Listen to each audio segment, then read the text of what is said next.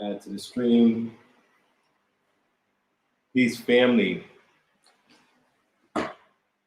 Tonight, I was going to have a young lady up here by the name of Keke, and I'll see if she can still attend, but we had a little timing conflict. We've been trying to get together for, at least a few weeks now, so that we can talk about, the case, and, everybody know by now that, all, the charges have been dropped. There should have never, ever been any charges in the first place.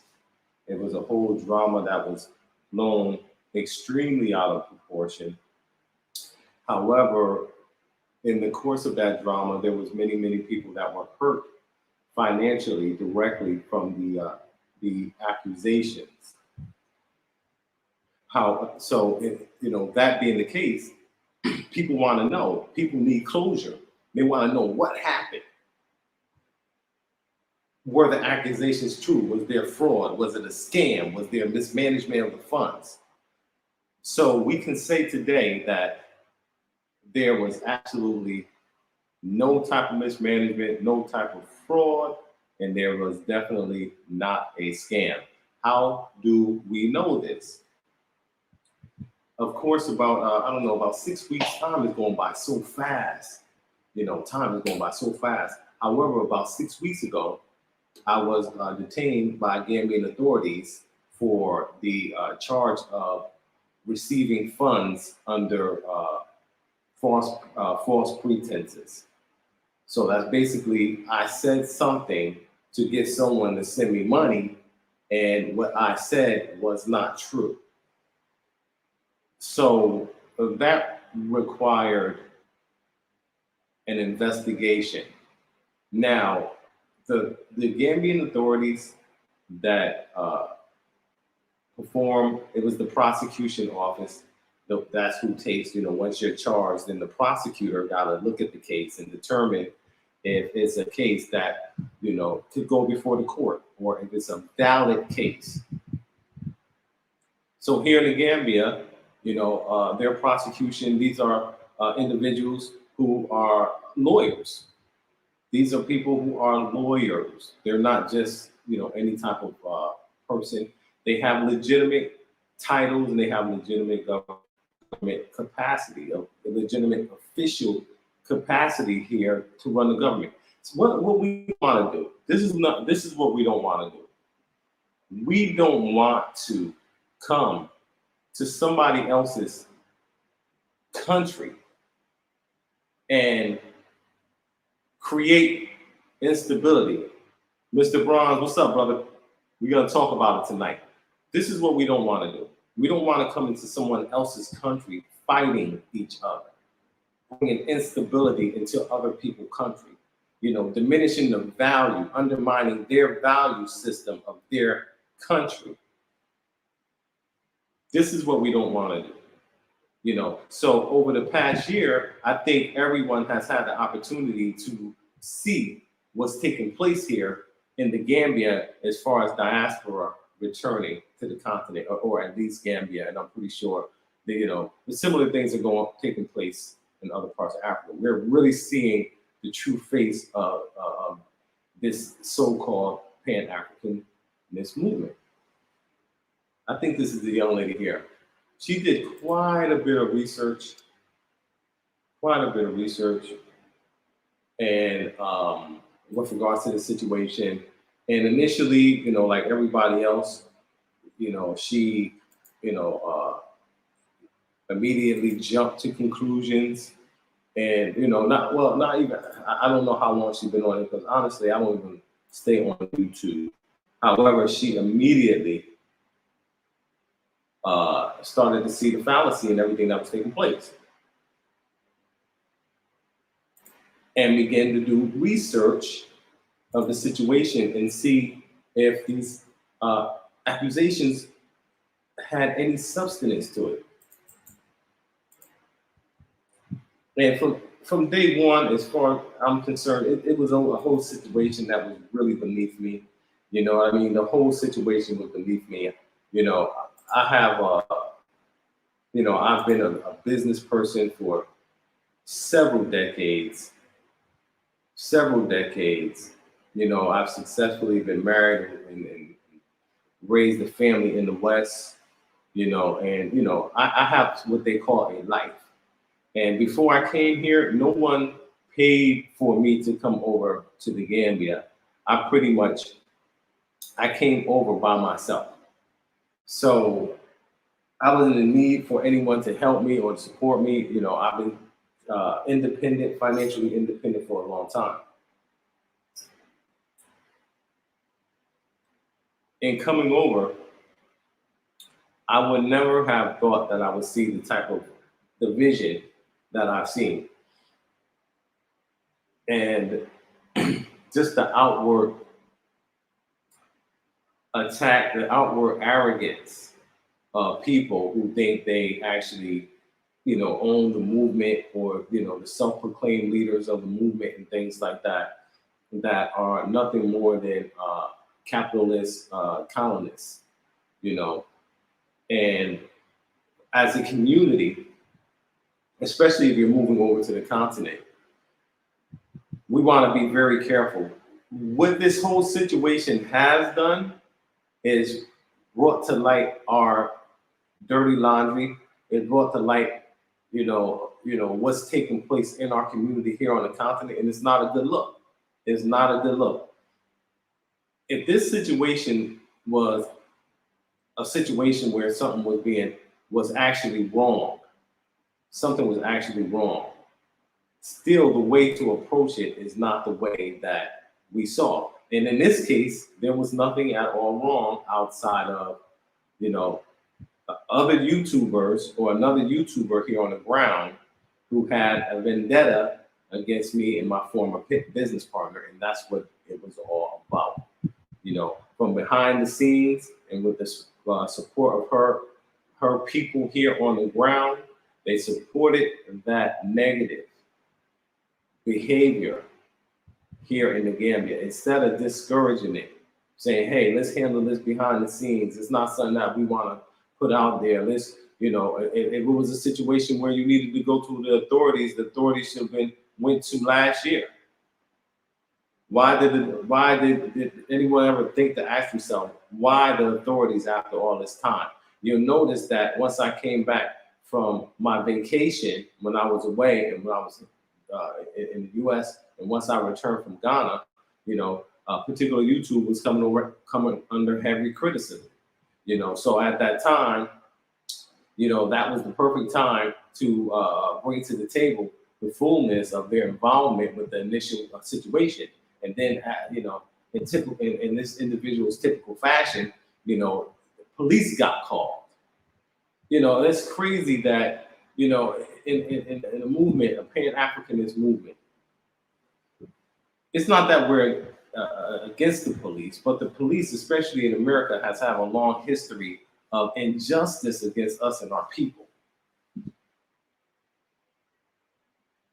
And to be someone to come over and here and try to use law enforcement to attack another brother that's coming over just like you, just like anybody else, but to use the law to try to, have me incarcerated, using an extraordinary amount of time, an extraordinary amount of energy, extraordinary amount of money trying to bring down another brother because you don't like them.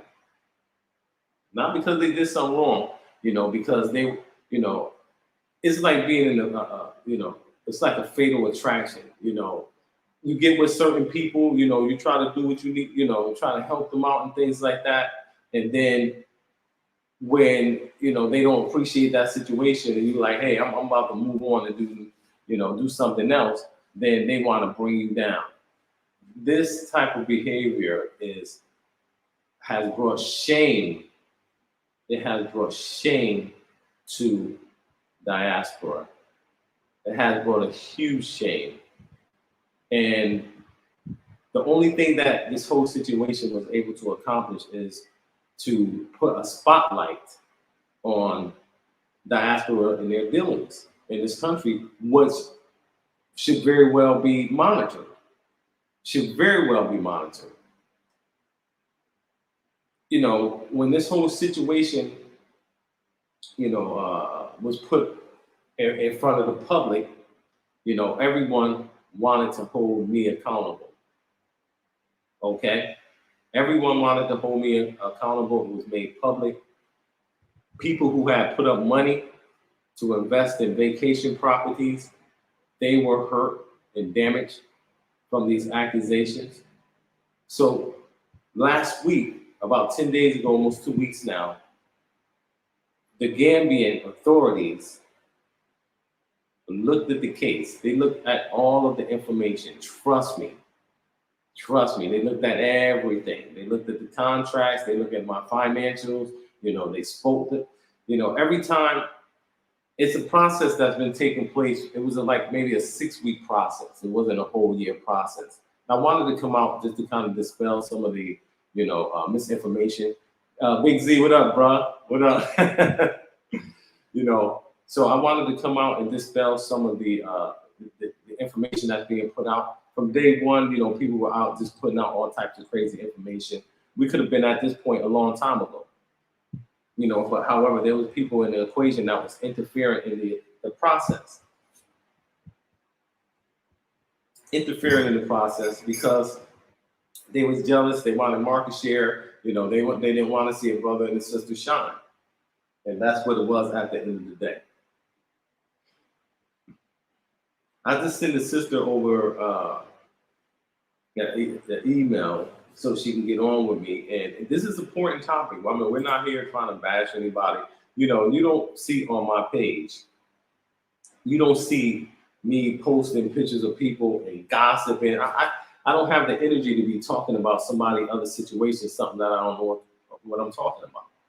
You understand what I'm saying? Only a fool talks about something that they don't know what's going on. And, too many of our people are looking for that leadership. Don't take this YouTube serious. If you're listening to somebody on YouTube, make sure that they can back up what they're talking about. If they're just sitting up there talking about somebody else, they're way hiding behind, voiceovers. It could be anybody. Anybody. They got comments. The Gambian authorities have done their job. They've done their job. Now, we have to look at the situation and we got to figure out who needs to be held accountable. Just like I was to be held accountable, we need to hold those who are responsible for my defamation of Art Kathy Hills, regardless. You know what I mean? She's a sister. She was doing her thing. She had a business going on. Everybody may not have liked everything she said, but at the end of the day, she was doing business and she did more for Pan-African movement here than anybody I've seen. And I've been here 4 years and I know them all. And anybody can look, if you got 2 eyeballs, you would be able to see that.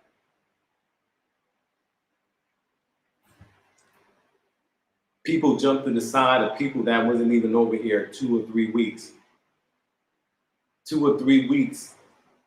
And then a lot of people wanted to support that. They wanted to support that, which speaks volumes about who we are and our character. Not many people came out and tried to, deaden all of that drama on YouTube outside of the Exodus Alliance, and they was met with contempt. People coming right over here, right off the rip, disrespecting everything. Disrespecting the culture, disrespecting other brothers and sisters that have been here before them, disrespecting attempts to mediate and bring balance to things, disrespecting the request of Gambian authorities, you know what I mean? Involving, people, bringing my family into this, trying to bring my personal life into this situation and things like that. That's disgraceful. That is absolutely disgraceful. The case is closed on this one. We've been found to be a legitimate operation here. Not only that, we had multi-million-dollar projections. We had a community of 550 people.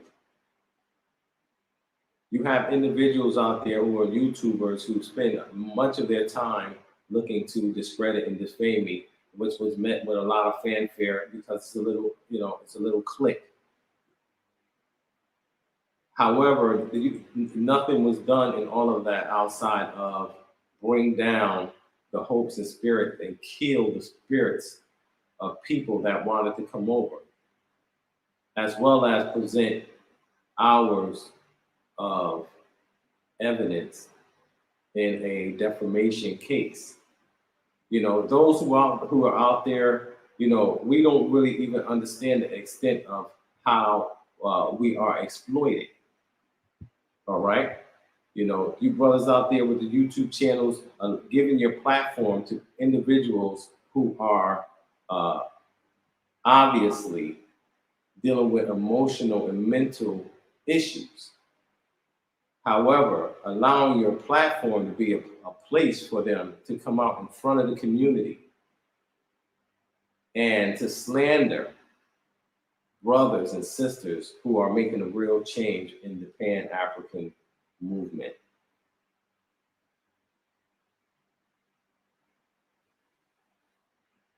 We must understand, and we have to be able to, oh, okay, I see Keke came on. I'm about to pull her in on this, man.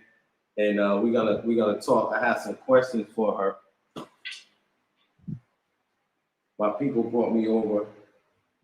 I ain't gonna put it out there because we got people coming through, but we're doing things in silence now because this YouTube and the desire of people to bring other people down, people that are coming and looking for opportunities, looking to network with good people.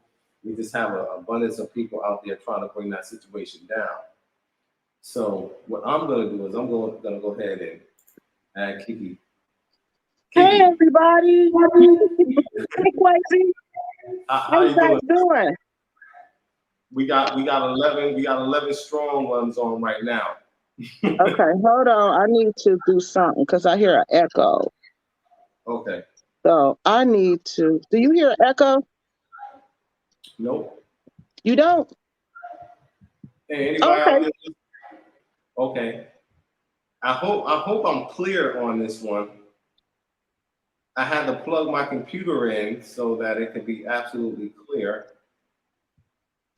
So I plugged in my RJ45 jack. Okay. Yeah, so how you doing, sister? I'm doing good. How are you doing? I'm good. This is the first time we've ever talked, huh? Well, we talked, I think, once on the phone. Yes, but never like we don't know each other. We never met each other. Right, exactly. I think I saw you maybe about 5 or 6 months ago. There's a brother that's here. I forget his name. Fulfillment of Soul. Yeah. Mm-hmm. I used to be. We used to do a show together. We were doing a collaboration called "The Movement Go Back to Africa," and actually, that's how I got onto the Gambia was through him, through John, Big John. That's his name.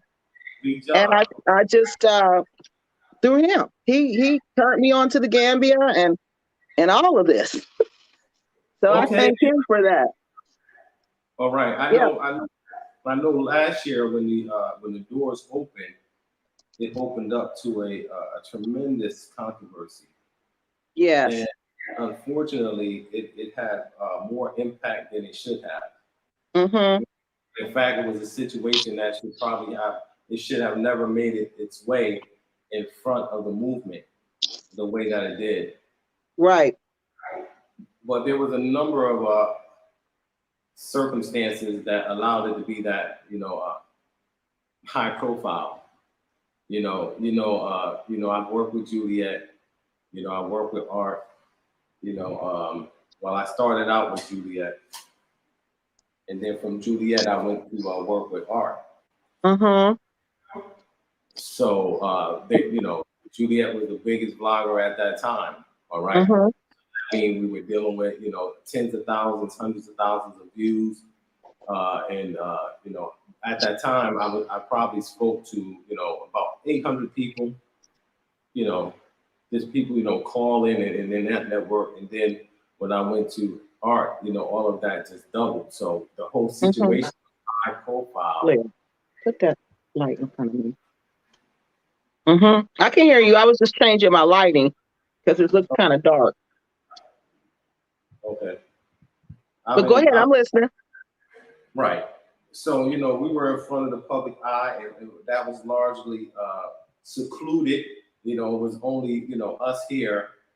Art was able to make it over before they You have did to the push whole it back over shutdown. there. Mm-hmm. So we were here about 8 months before the door opened without any other influences as far as Right. outside. All right. But during that time, there was a war that took place that started. Okay. So, it's much content to be built around, your investigation. And of course, Gambian prosecutors have dropped the charge against me of receiving funds under false pretenses. Mm-hmm. And that was the whole issue that I was supposedly, whatever the case may be, whatever it is, we're not going to go into all the details of it because it's not even necessary. I think a lot of people saw through the phony baloney early on, and Right. people was just caught up in the hype. And, most of the people are just negative people and they don't want nobody to go to Africa anyway. So you got all of these factors working together. And on top of the agents working in the UK behind YouTube, the agents working here, working behind YouTube and Pan-Africanism. It's just a lot of sickness and hate in our community. And we want to talk about that. And what I wanted to do, we're not here, we don't even have to talk about individuals. We can talk about ideas because there's a lot of people that are looking on and that's just tired of all of the negative. You understand what I'm saying? As we were, as you were, when you saw the situation and it made you say, hey, let me take a look at it. So my question for you is, when did you first become aware of the situation here? Wow. I became aware of it. Man, it was probably around October when it first jumped off because I used to watch Black Acres of the Gambia all the time. Right. And watching them, you get suggestions. So Art Cassie came up, and then you guys started coming up, in my timeline of videos to watch. Then all of a sudden, I started seeing something about Phoenix, and then I started hearing her accusing you and Art of being scammers. But of course, we all believed it back then because it sounded like it was true. But It sounds so good. yeah, it did. It sounded like it was true, but the problem was they never could give us any evidence, and that's when people started questioning their credibility. This is my question, and you said it sounded like it was true, but anybody that was watching the process, they could see that we were actually doing. You talked about crowdfunding. And you spoke about how much time and energy and money it goes into project. And when I was listening to it, I was just sitting back. I was like, wow, this our people don't understand that, but people who understand business understand that. As money come in, we put it into the project, right? As the money coming in, and now this was during the time of a pandemic. Everything was shut down, and anybody closely familiar with the situation could already see we had 40 investors, so we weren't sitting over here sitting on our behinds. We were making it happen, and we had the properties. Everything was in place. So somebody, our community, being that we're so suspicious, being that we come from a mindset, and it's always if you see a brother, oh, he have to be doing something wrong. He Exactly. Despite the fact. And I think that's what took over for the most part. That's what really brought everybody into a downward spiral as far as community. And I have my questions here. I know I sent them over to you, but I have them all here on my iPad. Okay. You got that email, right? Yes, I got it. Yes, I received it.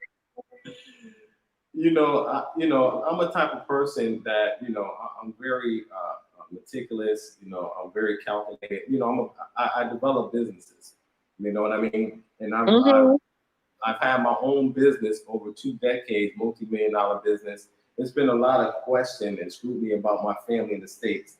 And, you know, I have a video up there, one of my daughters, she played classical piano. Yeah. So that's not the lifestyle of someone who hasn't been taken care of, you know. But my personal life and what I've done with my family, you know, that's not something that should be Right. out in public. Exactly. You know, I have a problem with my family, that's personal issues. But Right. you know, my children in the States, all my children were homeschooled. These people been to my children in the States have been to so many places, right? You know, Right. Bahamas, Cancun, Yeah. Vegas. We live in Orlando, Florida. They've been to Disney night for Disney is a half hour away. We lived in Atlanta for 16 years. Mm-hmm. You understand what I'm saying?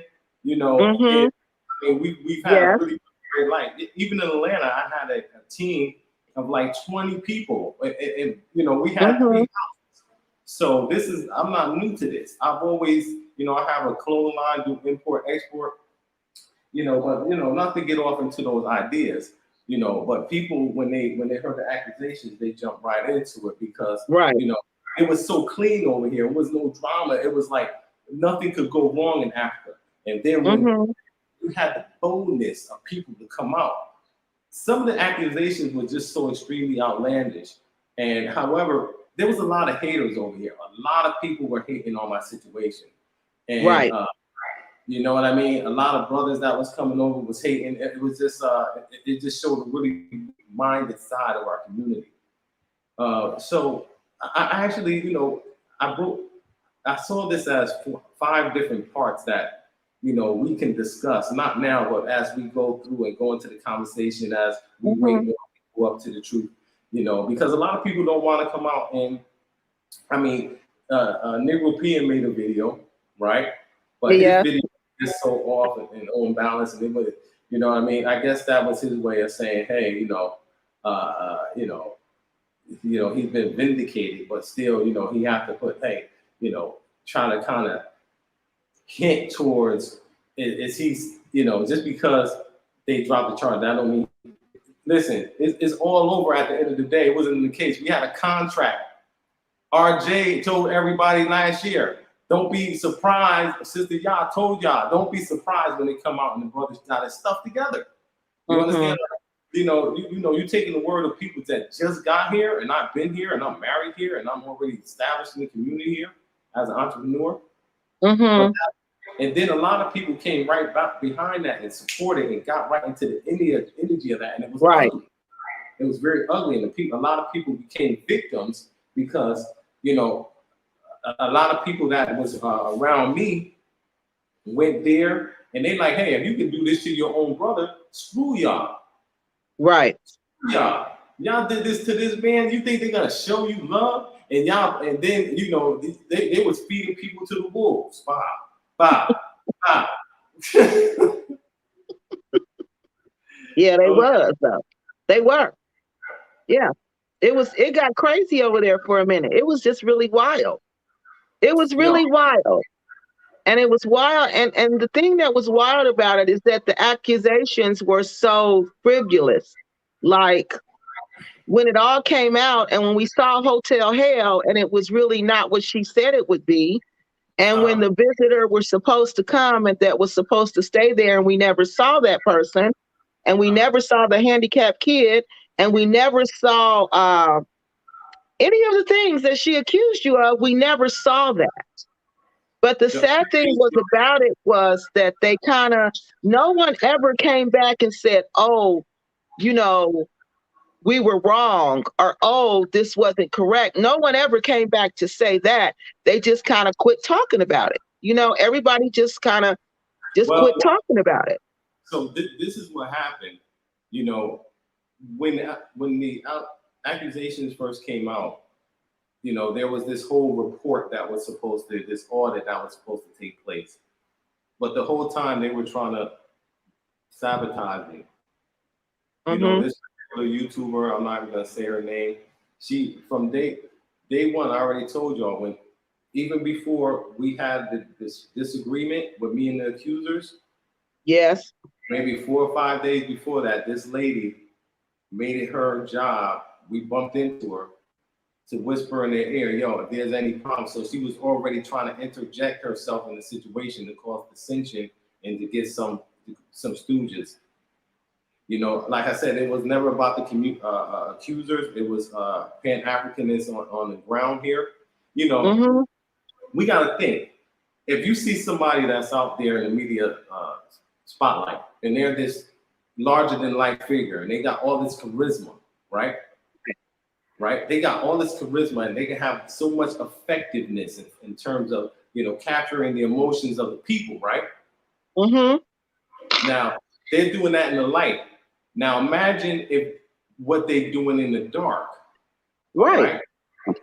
And then you feel what I'm saying? What Mm-hmm. was strong enough to make this? It was a lot of calls. It was a lot of calls. You know, this person calling people, calling RJ, calling everybody, even to the day they drop the charges. You know, they're there trying to do the most to bring me down, and you know, and I have done nothing here but contribute positively, training over 100 people. I have families I take care. I still take care of. Nothing slowed up for me. People look at mine. You see me. I was in the U.S. I was in the Ghana. You know, I wasn't asking nobody for no money, and we're doing well. So the accusation. Exactly. So how did this affect you at the time when you heard all of this stuff? Well, when I heard it all, I was really shocked. And how it affected me, it just really made me question this whole repat movement.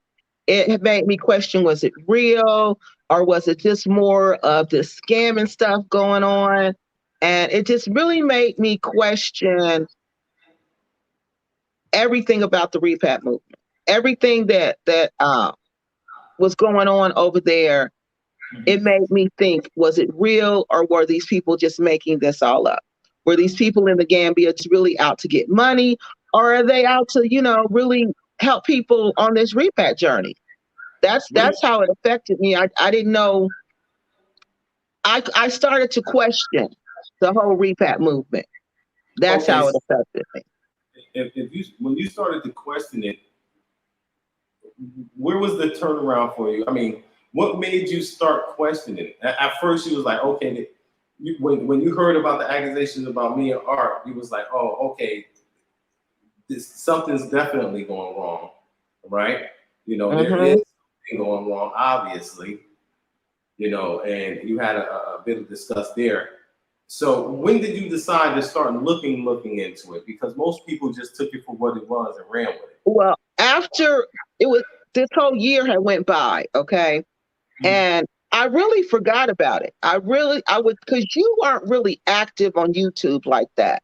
So I didn't see you out anymore too much, but I did see, you know, Big Pimpin'. I saw the Dusty Divas all the time, but I didn't think any more about it really until Dusty Shantae Travel with Tay Tay had that break in. And when she accused you of breaking into her home, that's when I was like, this is too much. This is too much. Because all the rumors were out about them and what they were doing, but nobody was saying anything about it. Okay. Nobody was saying nothing. No, they weren't. They weren't saying anything about it. It's a shame that we would cover up and allow our sisters to shame themselves and be proud of that. That's okay. You know, you had a lot of these brother YouTubers out there supporting these women, supporting all of this deviant behavior. You know what I mean? You know, putting them on the pedestal, supporting them and things like that, just because they trying to get over here and get in their pants too. So they want to stay on the good side of the loose women. You understand what I'm saying? And they're on YouTube like that. You know, it's a sick thing. Right. So that's what I was thinking. How can you even believe anything these women are saying when all these rumors were about them sleeping with all these men in the Gambia, about Dusty Travel with Tay Tay paying Gambia nice for sex, about her paying all these different men for sex. And so I'm like, wait a minute. You running around with all these little young boys, bringing them in and out of your house. And I know about that. And I'm way in Dayton, Ohio, in the United States of America. So how is Kwesi Boyd the one who broke into your house? And your dogs don't know him. Because remember, she got dogs. The dogs didn't bark, nothing. No noise, no nothing. So how did he, my question was, how could he have done it without the dogs barking, without anyone noticing? And it was then she tried to say that the prosecutor wanted her to come down there and talk about you and bring you into this. And we all knew that was a lie. So I was just tired of the lies. I was tired of the lies. I was tired of let's bring down the black man. And then everybody jumps on it and everybody jumps in it and nobody cares. Nobody cares about the truth, but everybody wants to bring down the black man. So that's how I just really just got into it. I was just like, okay, enough is enough. Mm-hmm. We're not going to sit and bring down another black man and everybody sit around and watch. So that's when I just started looking into it for myself. And I said, if these people are bullies, the way they were treating me, the way they were trolling me, I knew these people could not have any credibility. I knew they could not be any kind of upstanding citizens. I knew these people had to be trash. And when I started digging into it, that's when all the trash came out. And that's when I was just what you saw. That was the research, what I found. It was just more trash upon trash upon trash. These people are just very, very, very bad people. They're very bad people. The crimes that was committed against the black nation is on the level of high crimes and misdemeanors. Those crimes against a nation. You understand what I'm saying? Sister, yeah. You probably one of only a few people that understand what happened last year in this country.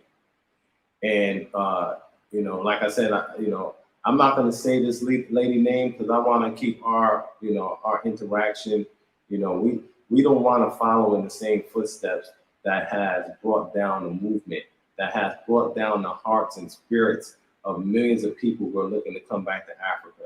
That disrupted and destroyed tens of millions. We had $1 million projection. As you know, we took in close to $100,000 in investments and a little bit of income before we had started to have mass booking cancellations. Yes, I bet. Mm-hmm.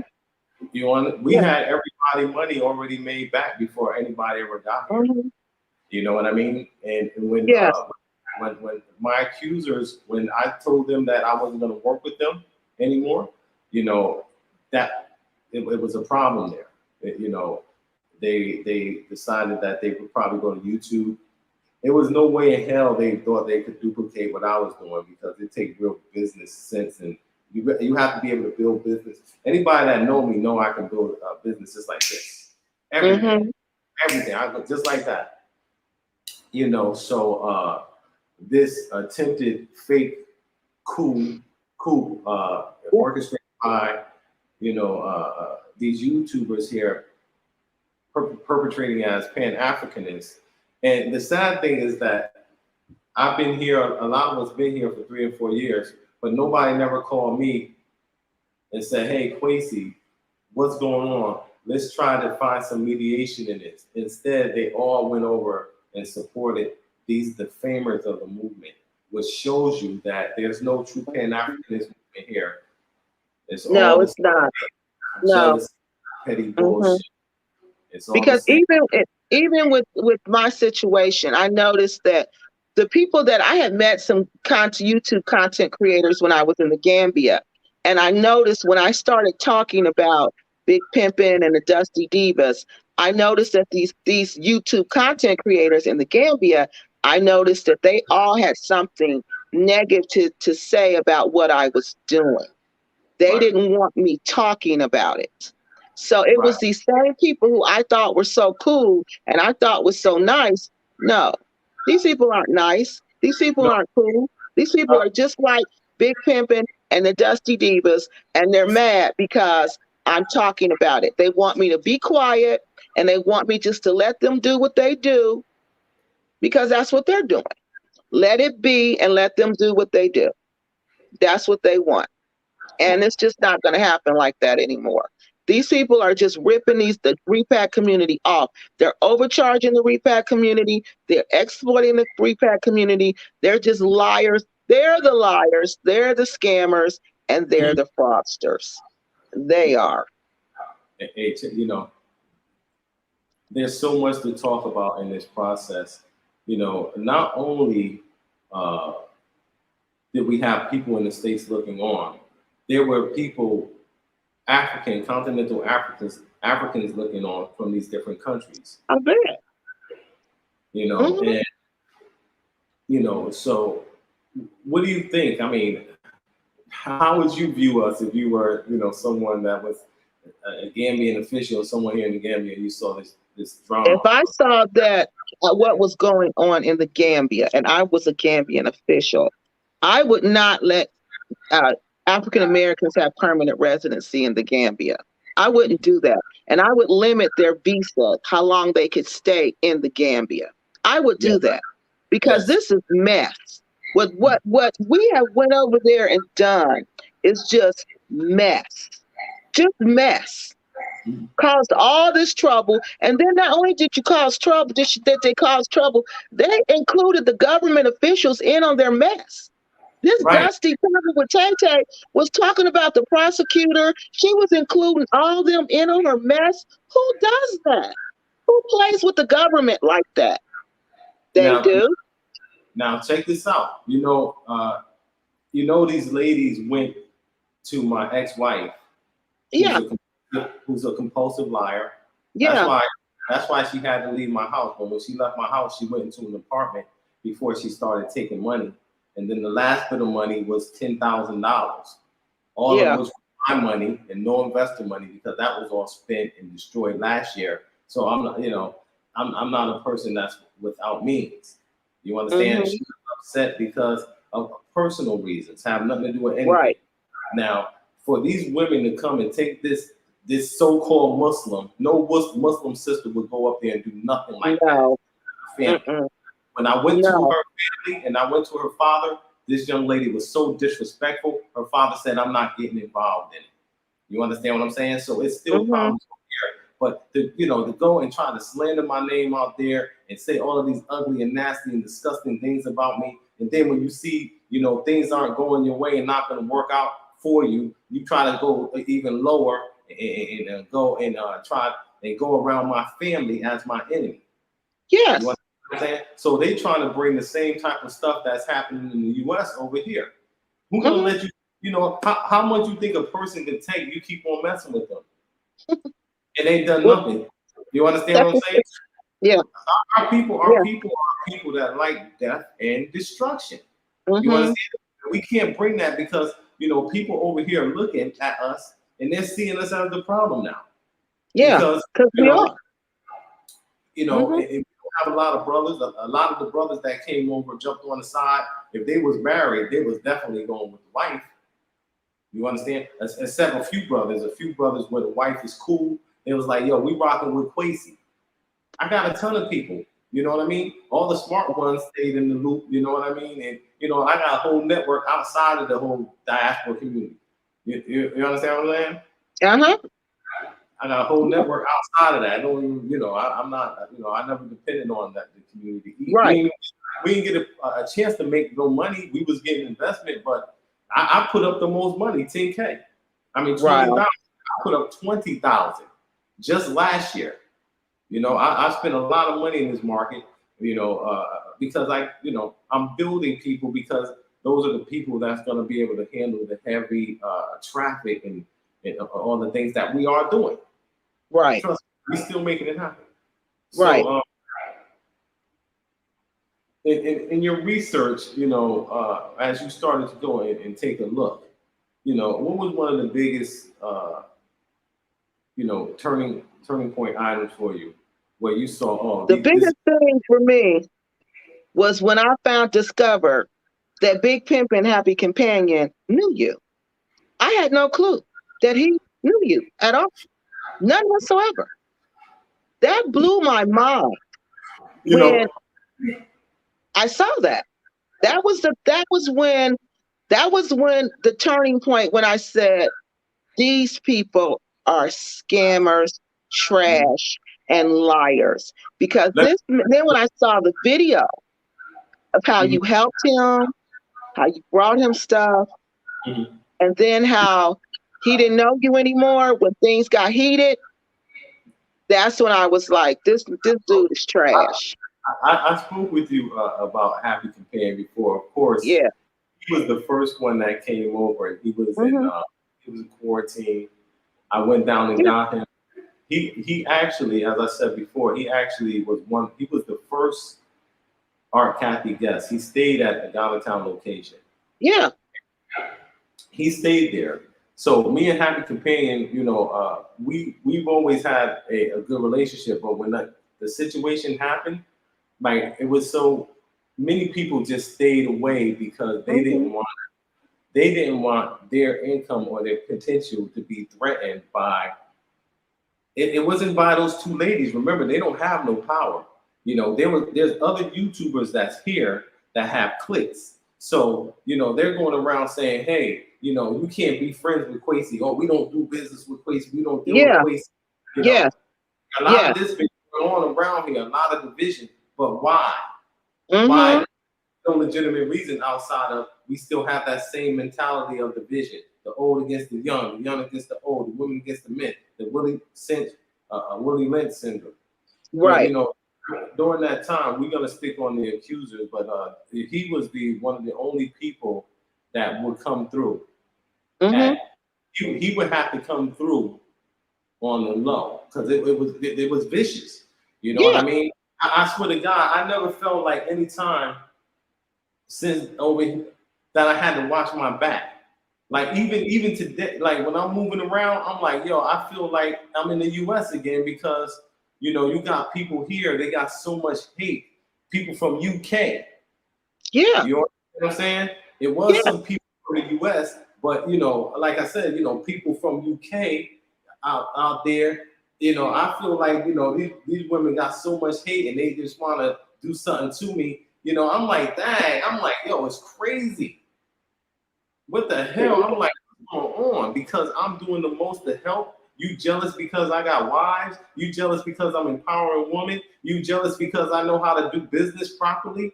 You jealous Yeah. because you mad because you messed up your own opportunity? I didn't mess nothing up. You ain't see me on YouTube messing up everything. You see me, I'm up there building. You know what I'm Right. saying? I'm not saying nothing to bring nobody down or nothing like that. Right. You get with people that's outside of the country that has an agenda to undermine the Pan-Africanist movement, and you deliver and feeding them false information. And I'm talking about the Pan-Africanist fake leader here, feeding him information about other brothers here, causing the most drama as a woman. I believe it. See, that's what I mean. I believe from what this research showed me, everything you just described, I believe that. Because that's why I believe that whoever was behind it, it wasn't the Dusty Divas. It was somebody greater than them. It was either the Blackset people, but I think it was more than Blackset. I think it was that COD organization. COAD, I think that's what it's called. I don't Right, know who they are or what they do, but their name kept coming up in the research. But I could right. never find anything about them. But Well, people that's kept saying something about them. You need to look at them. You need to right. look at them. They've got a lot to do with this. Okay. So whoever this COAD is, Mhm. people feel like they had a lot to do with this undermining this corporate coup against you because they did not want that competition. They did Right, not want anyone to interfere with those American dollars coming in to repat. They wanted that money to continue to go to the UK people, and they did mhm. not want African Americans to pull their money together. They didn't want that. They didn't Right. want that. Yo, Somebody who's in charge a little bit there in that you repat know community what? You know decided what? that. You know what? We already know that it was Juliet that was behind it. People act like they're scared to say her name. It's all out. And like I said, everything that they've done, that they try to do to me, situations like this end very different in the States. You understand? Yeah. Because they attack me and attack my Gambian family. My wife gave up her bed. The bed I sleep in right over there. Art slept in that bed. A couple other people. Phoenix slept in that room. We gave up that bed, opened up our house. Right. So come over here. And right. Then these are Gambian people. You think people don't talk and they're not looking at this? The only one right. that don't people looking from the States, but people over here seeing us as crazy. Yeah. That's crazy. how it looks. That's how it looks. Crazy. It looks crazy. Absolutely crazy. Mm-hmm. Crazy. And none of the brothers, like like I said, I work with Juliet Art. I send out messages to try to get the brothers, come together. We need to have an open line of communication for people before people get here. So, something like this won't happen. But you got all of these eagles and everybody got their camp, you know what I mean? And it's the same drama from the US coming over here, and it doesn't end well. It does not end well. It ain't no way in hell that's gonna end well. No, it's not. Here, they trying to get on YouTube and they want to take shots at me, you know what I mean? Breaking into Keke house. Are you serious? They pulled me down there to the police station about that. They dragged me. That day, I was already going back and forth to Banjul, being harassed about the first situation. Then they called me out there, dragging me out of my way. My time worth money. I had to pay money and legal fees and all of that to deal with that situation. I need that back. Right. These brothers, the money that we lost, it's a huge amount of money that was lost last year. Oh, I'm sure it was. Because people were canceling. We would see, I remember this one family came right in the midst of everything. And you were trying to like hold it together. And the family was just looking like they were in shock. It was just terrible. It was just, what happened was terrible. It was terrible on so many levels. And what was even more terrible, I think the worst thing about it was that now that everything has been, the prosecutor has decided on everything, are those people going to come out and say, oh, we made a mistake? Are you going to have, the Dusty D was going to come out and say, oh, we were wrong. Oh, we made a mistake. Is that going to happen? We falsely accused this man. Is that going to happen? Are they going to make all these videos saying those were false accusations? No, they're just going to let your reputation continue to be damaged by their false allegations. That's what they're going to do. Well, Dusty is still saying the same thing. Well, I mean, at this point, anybody that's falling for that okie doke, they're not people, that have two eyeballs and have any sense about anything. No. Real recognize real. You know what I mean? You see, it's a hornet's nest of liars. Yes. That lie. Yes. It's a lot of liars in the Gambia. It's a lot of liars over there. And some of these main people on YouTube will lie to you. Yeah, they will. There's no integrity over here. If you're watching, here fool trying to link up with these people. You don't see me on YouTube because it's all fake and it's phony. You know what I mean? That's why I'm not up there. You know what I'm saying? But when I was up there, y'all saw some real shit. You see me working, I still do. You know what I mean? I still get it in. I got a whole team of people. If anybody that come over here that run into me, what time it is. You understand what I'm saying? Mm-hmm. But all these agents that's working in the UK behind YouTube channels and creating all of this gossip content, nobody should be watching them anyway. Nobody should be watching them. Now, as far as this coalition of African descendants, their hub is Moles 2, and as we know, that was their spot.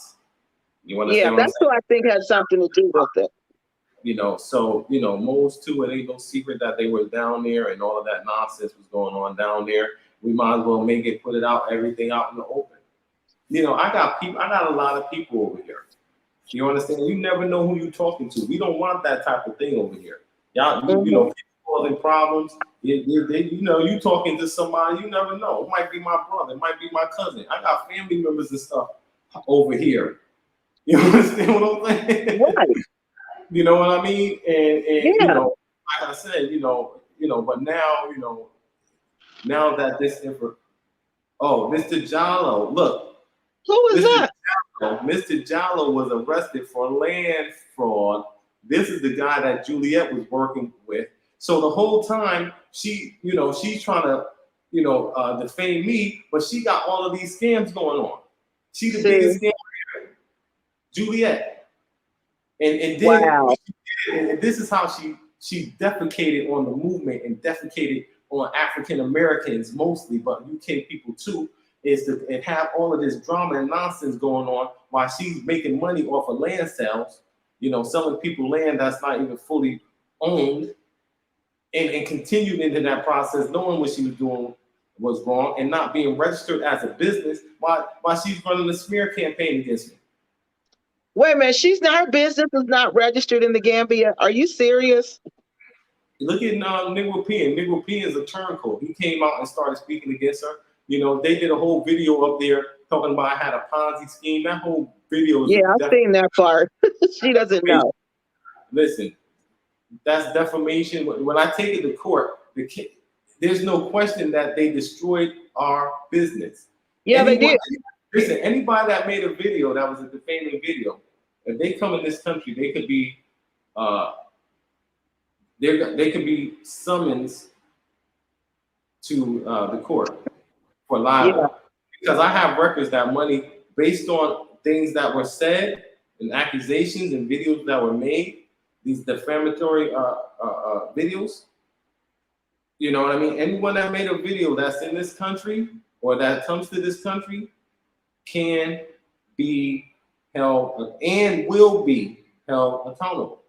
You understand? What they did to it must be punished. You understand what I'm saying? They must be punished. And a lot of people, a lot of them, like blacks, their whole character, their whole reputation, and she could have had 100,000 subscribers or more now. You understand? But she's like, I'll have my little 40,000 as long as you stay at 2,500. I don't care. I call them kamikaze heroes. They'll kill themselves to bring you down. Mm-hmm. Yeah, they will. That's what they wanted. That's what they were doing. That's what they're doing. They're killing themselves because they're all exposing themselves. Just like Molly Morris. Why would that man come on my page and troll me for Big Pimp and Happy Companion? Why would he do that? Why would he do that? Because it's just they're all falling apart now. Because they're all just falling apart and they're all being exposed for who they are. That's really what it is. Keke, That's really what it is. I send you over an email, right? And I told there's a group of individuals that's coming together just to, make sure that proper information is getting out. And I want to stay focused on the accusers and ones that's directly involved. Now, Happy Companion, like I said before, he was the only one when all of that happened.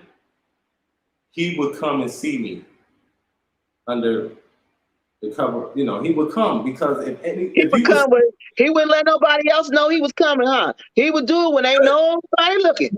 That's what I'm saying. Ain't nobody looking, and when it's dark outside and when ain't nobody around, I'm gonna go over here and I'm gonna see you. Man, that ain't your friend. That ain't nobody's friend. That's a friend to nobody. What good was that? He should have, if he would have came out and said at that time that you were a friend of his, you're an honest person, and whatever you helped him with, if he would have just spoke out and said something, that would have helped. Hey, check this out. Hey, Keke, during that time, how many people came out and spoke on my behalf? Nobody. That's what I'm telling you. That's why I said Big Pimpin' is trash, man. He's trash because he's sneaking over to see you, but in public he don't know you. Just like Paul did. What was that in the Bible? When they got Jesus, and they asked him, "Isn't this your friend?" And he said, "No, I don't know him." Asked him 3 times, "Isn't this your friend?" "No, I don't know him." Same thing done to you. "No, I don't know him." "Oh, I don't know him." Let me ask you. Let me ask you a question. What do you think? What do you think needs to be done to control this monster that's coming over here? What can we do to control these? It would be nice if we had like what you guys were really trying to do. Mm-hmm. If we had something like that where people would come in through that system, and that way we can kind of introduce them to what is expected and what to expect. Okay. And kind of introduce them into the repatriation journey. Okay. And then gradually move them out, on their own and just make it in on their own. But this just coming over, going to Africa is just crazy because, like you said, they're bringing their behaviors from America with them. They're coming to the Gambia and acting like they're in America, but they're in the Gambia, and you can't do that. You cannot do that. And a lot of them know absolutely nothing about Africa. Nothing. They just know, oh, we from Africa and I love it. But to know, they don't know nothing. They don't even know. Half of them don't even know where these countries are on the map. If you give them a map and say, show me where the Gambia is, they don't know. They won't even be able to tell you. Show me West Africa. They won't be able to tell you, but oh, I'm in Africa, I'm in the Gambia, but I don't know nothing about Africa. Nothing. So first thing, they need to be educated about Africa. This whole going back to Africa, it needs to be some kind of system to indoctrinate us into this journey back home. Because the way we doing it, we just making fools out of ourselves. We making fools out of ourselves and making fools out of our people. Because they're going to kick us out. Eventually, they kick us out of everywhere we go. And eventually, they're going to kick us out of Africa because we keep going over there acting a fool. I'm telling you, watch. Watch. They're going to kick us out. They're going to say, no, African Americans, no. Y'all can come visit, but y'all cannot live here. My biggest fear is that there's going to be some type of xenophobia against, and I see that development. Trust me, like I already saw this situation blowing up the whole time. I was like, my vulnerability was taking in investors because now you have to be accountable. But I already knew that I'm not going to take off any more than I can chew. I already was successful with the model. Now it's just a matter of duplication. So I knew I had everything right, but at the same time, I can remember one day picking up money and I was driving, and I knew, certain people was hating, and I was like, one day it's gonna come. I know it's gonna come one day, but now I'm free of all of that negative. I'm not in that community no more. Most of the community were 65%, 70% was women, right? Women, yeah. Okay. And just because that's why you don't have to, you don't have to side with a sister when she's wrong. You know what I mean? If she's wrong, say, hey, listen, in the States we could have ganged up and got together and did some dumb stuff. But here we trying to do something else. And plus I got a lot of money on the table. I'm going with the one that got skin in the game. He got more money in it, so he's not trying to mess his money up. How much go with somebody that don't have no money in the game and start messing up money for everybody? Going on YouTube in front of people and acting in that type of way instead of trying to work through a mediation process that Exodus Alliance had put in place. But what you were asking too much for these people. You wanted these people to behave like business people. Now, a business person would do a mediation. You know, somebody who's professional would know to do a mediation. A professional person would never have taken that stuff to YouTube. Never. A professional person would have came to you and said, Kwesi, this is what it is. This is the issues that I have. They would have never handled that situation the way they handle it. The problem is, these people were not professional in any shape, form, or fashion. They were pretending to be, but they were not. They were not. And as you can see, when it all came down to it, they were not. That's why I don't trust nobody I meet on Facebook.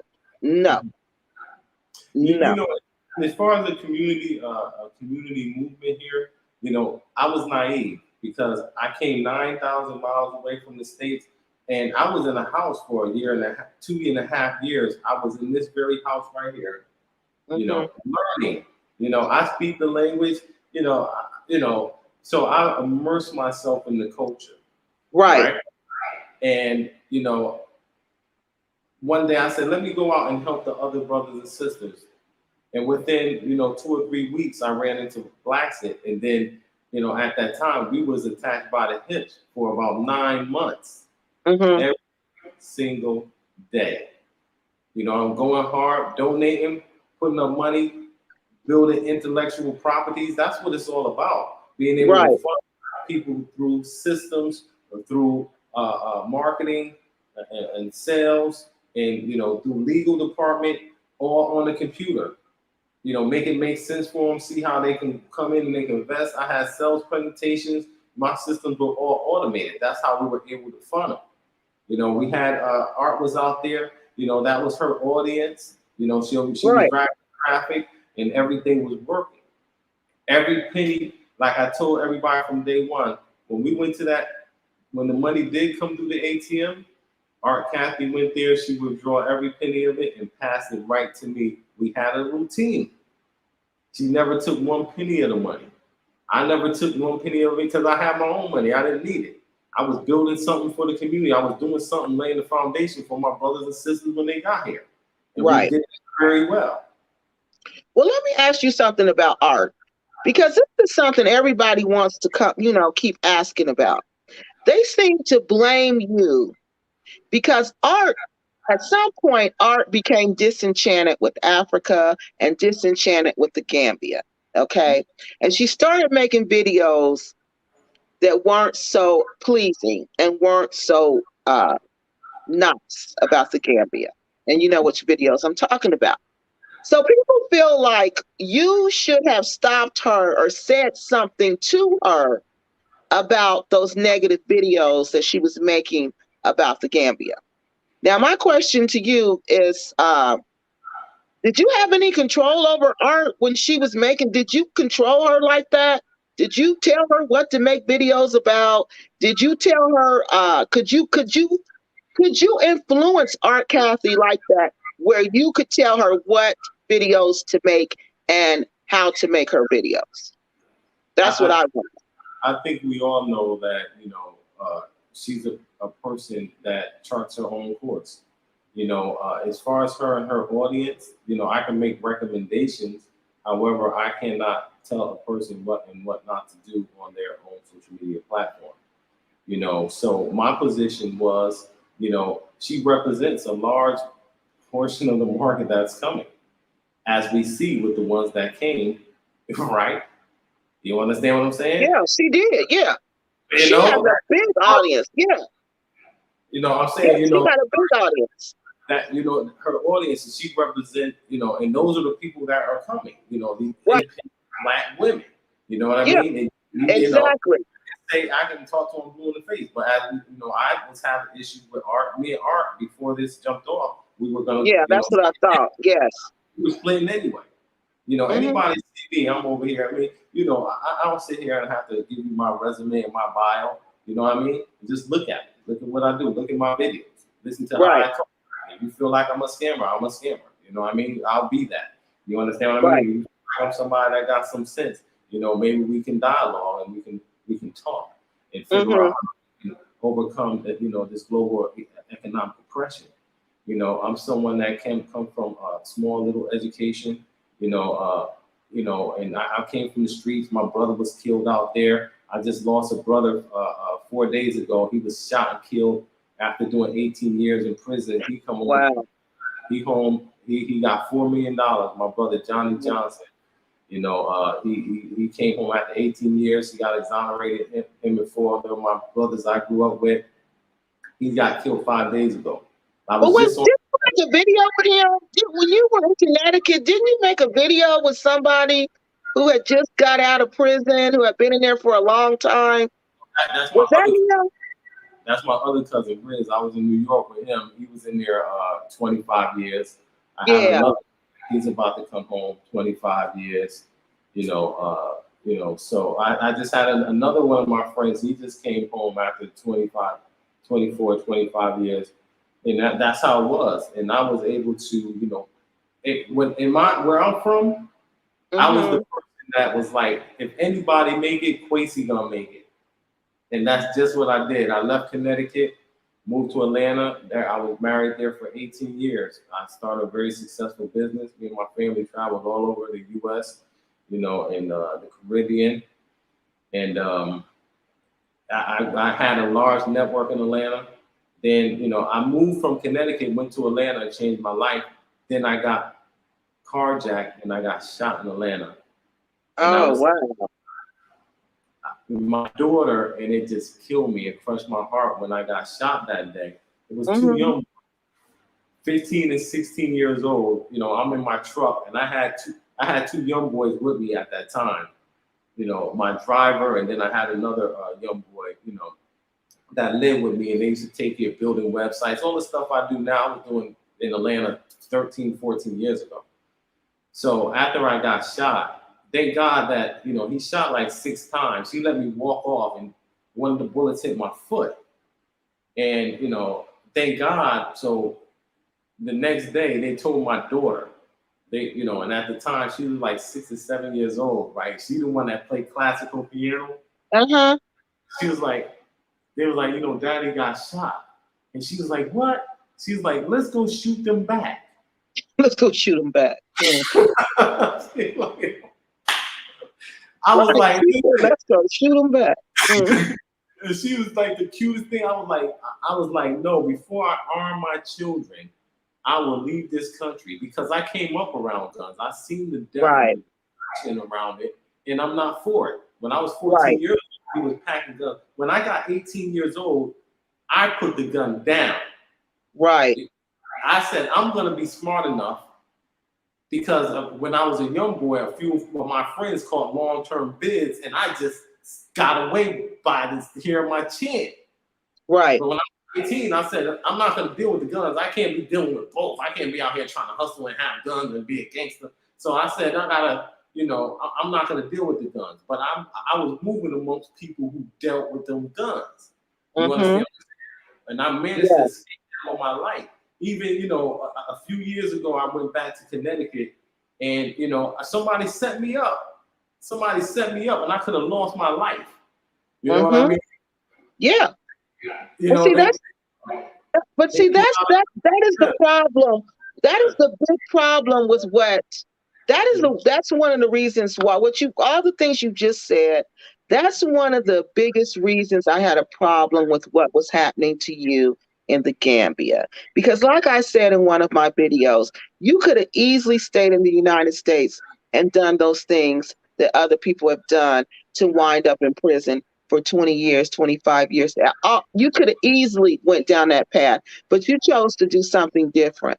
And that's where the anger came from these people. It's because you chose to do something different, because you dared to dream and you dared to want to be successful. And that's where my anger comes from, because this is what's happened to Black men historically. If you just look historically, whenever a Black man stands up and wants to do something different, whenever he wants to be somebody, that's when people have a problem with it. That's why they have a problem. That's why it was an issue for me. And that's why I had to say something, because I was not going to sit around and just watch them do a YouTube lynching of another black man, because that's basically what they were trying to do to you. That's basically what they were trying to do to you. And it was just ridiculous. And all this you just named, all your friends that's been in prison for all these years, you could have easily walked down that path. But what did you say? You said, no, I want to help these people repack. I want to help my people go back to Africa. And what did you get for that? What have you gotten for that? Just think about that. What have you gotten for that? You see? Yeah. You mentioned something in one of your videos. You was like, when you decided in your course of study to go towards helping black people, they told you, your people gonna turn on you. Yeah, they did. Now we seen that historically, and we know that's the case, and that just makes us wise. But that don't mean a few of us can't come together and build multinational. Exactly. It's not, everybody come now. Now it's like, oh, we got to be very careful. And Big Z, thank you for the shout out for my brother Johnny. I'm gonna put this up here so y'all can see him. This is my little brother, and I was just on the phone with him 4 days earlier. He wow. just came to the 10 twins, and he actually had him and my 4 friends got $4 million each. This is Johnny right here. You can see that? Yeah, we can see it. So, this is when they came home. So everybody in this video, these are people that I grew up. This is my hood pretty much.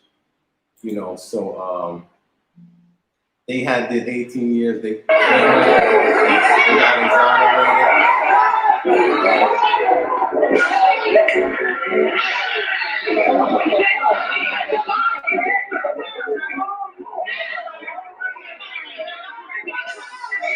I'm gonna throw the link in the description, but those are 4 of my childhood friends. They've been home 5 years now, but they got each one got $4.2 million because of the wrongful conviction.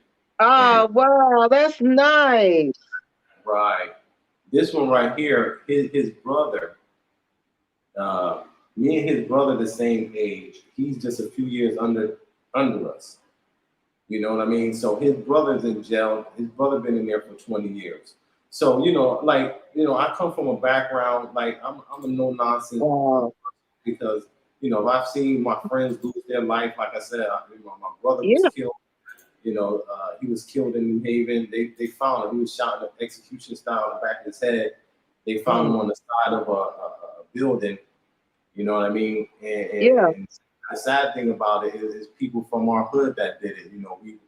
Some beef that we had a long time ago. So, I'm definitely not somebody that's over here that was a worker or working somewhere. I left a hard background for 20 years. I got married, and I've been married in the U.S. for 18 years. I just recently divorced, like 4 months ago, from my wife. 18 years. Wow. I was the soccer dad, man. I always worked from home, so we raised our children up around our other business. I used to have to bring them to school, pick them up from school, after school. We used to stay in and out the airports. I mean, we just had a whirlwind life. And my children, they're very, they're very blessed. They have the life that I wish I had. I wish I had 20% of my children's life. You know what I mean? Right. 20%. Well, Kwesi, I have a question about the Gambia. When I was researching for my, watching the videos for my research project, I noticed that there's a lot of older Black women over there. Is that accurate? Is there a lot of older Black women over there? Yes, definitely. That's about. And are they single? Yes. So explain that to me. Huh? I don't understand that because it just looked like a single woman's club. Like I was watching it, they were at a party. At the parties, it just looked like a bunch of single Black women. And I'm confused because usually in Muslim countries, okay, you don't see groups of single women like that, okay? And especially in Africa. In Africa, people are married. especially at that age.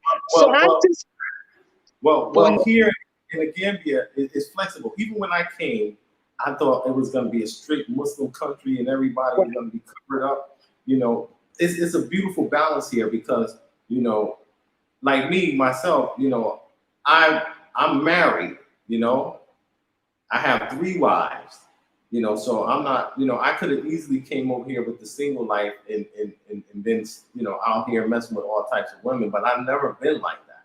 You understand Right. what I mean? I'm married to one person for a long time. You understand what I mean? But it was Uh-huh. my desire to have more help to duplicate the idea of a wife, not to undermine or to abuse women. If it's not for you, it's not for you. You know, Right. but if that's for me, I shouldn't be crucified for it, especially when it's culturally and religiously accepted. You can't come Right. over to a country and try to, you know, denounce its very principles and values. You know, and that's what happened. That's where a lot of this hate came from because, you know, I had a lot of sisters. Now, around me working, and then, you know, I have my wife who work in Mhm. different capacity as well. You know, however, if you're someone who is single and you're coming over, you know, there's a place for that too. There's people out there who live a single life, and you know, there's a lot of Gambian men that are looking for sisters to come over from the states and you know develop a relationship. You know, they're of consenting age. You know, so you know there's no that's their life if a person choose to do that. But where we start to go wrong is when we start to gang together and say, hey, let's gang up and promote feminism, right? Let's Uh-huh. attack the brothers that you know that's going out there. You know, like I said, I've been married from day one. You understand what I'm Okay. saying? So my whole situation should have been left out the public domain. Now, if I was out there, oh, Kwesi's out here sleeping with women, just sleeping with Gambian women. Even if I'm doing that, there's brothers coming over here running around sleeping with women. You understand what I'm saying? But you know, that's not something for us to put out in the public, especially if you're doing it. So are there men? So these women, are there men over there for them to date? I mean, I'm trying to understand Yeah, what's going yeah. on over there. Well, you know, it's been over here for them to date. You know, there's men. You know, and the men over here pretty much worship women from the West. You know, they're looking for, you know, the brothers are good. You know, they're looking for companionship and some security. You know what I mean? So wait a minute. So is this sex tourism? So are they paying these men? I'm trying. Frankly, this is my question. Mhm. Okay, I see all these women over there single with no Yeah. man. Okay, and there's plenty of men over there. So where I'm trying to figure out is where's this breakdown? Why aren't these people coming together? There's something that's disconnect, and I'm trying to figure out what is this disconnect that's going on over there? Because what are they doing? Are they just having sex with each other? Are they paying them for sex? Are the men not wanting to marry these women? Are the women not wanting to marry these men? It's just disturbing when you look and you see 60-year-old Black women, just hanging out. And there's just hanging out. And I'm just like, what's going on? You That's remember just, you remember Atlanta used to have Freaknik? You yeah. remember Freaknik? People haven't grown up from that type of thinking where they gotta go somewhere just because they're in a new town, they gotta, you know, sleep with somebody. So, you know, you have a lot of you have that crowd coming over, the party crowd, That's what it looked like too. That's right? exactly what it looked like to me. It looked like a play to me, and this is what another thing that really disturbed me is when I saw that, because I said these look like women who, like you said, this is Freaknik for them. They're 60-year-old women who going on Freaknik in the Gambia and taking their little SSI checks or their little retirement checks Well, and going over there and living and you have doing whatever. you have a couple crowds. You have a couple crowds. Now, the older ones that I'm seeing, the ones that's probably in their 40s, 45, but the ones that you're seeing like, you know, in their 50s, they're more they have like boyfriends, like you know, they have like companions. They're not wilding. This like it's a lot of sisters that they're good. They're good sisters. You know what I mean? You got the party ones that's just over here just kind of wilding, and if they have some money, you know, they're using their money to kind of gain favor amongst people, and Yeah, you know what I mean. You know, they're using their money. I got money and this and that. You know, they kind of just, you know, they got the swag of like, you know, like a dude. You know, right. That's and the yeah. Yes, exactly. Okay, now wait a minute, Kwesi. So I play with toys. She says, why is a single black woman a problem?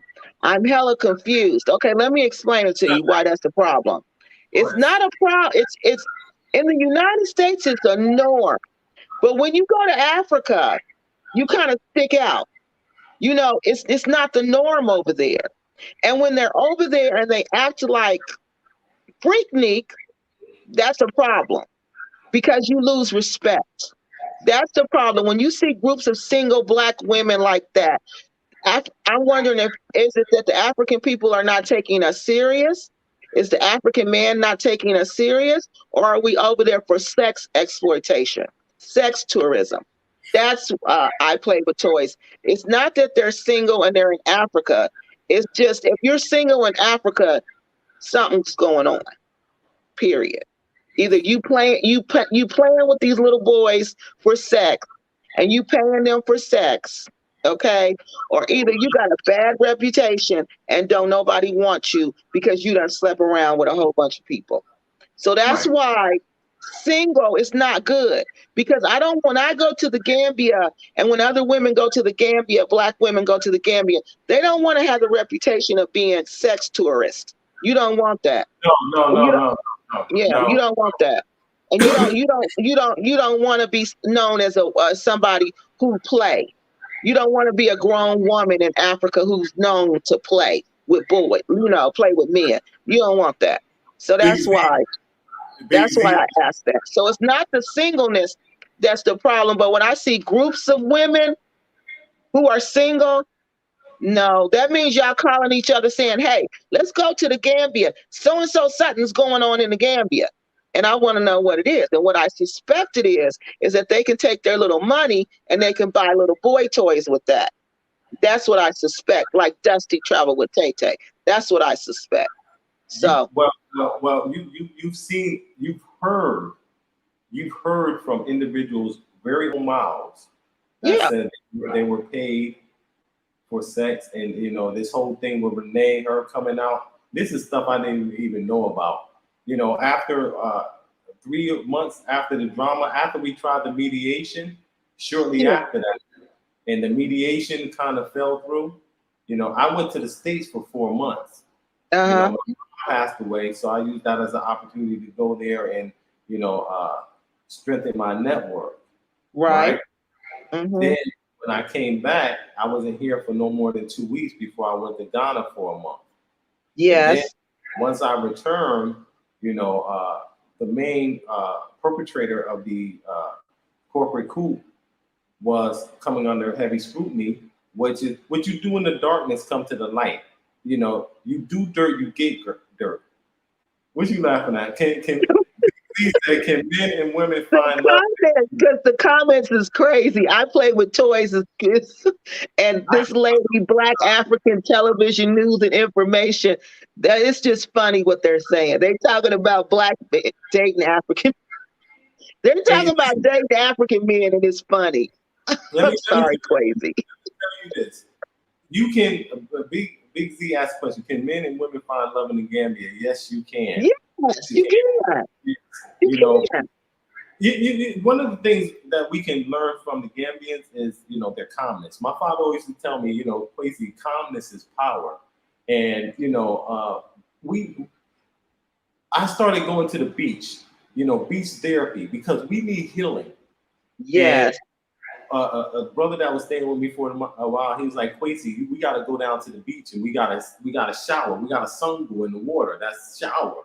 You know, we got to do a cleansing in that water. Yes, And you do. That's right, true. to get all of that energy off of us, you You know. do. Yeah. So, and, you know, so us coming here, like I said, all of the drama, like, you know, people, like one lady, one girl, she commented, "I don't care what they said. You know, you're still a scammer." Yep. Now, this is what we don't want to do. We don't want to come somewhere and force our beliefs on the whole government, Exactly. whole country.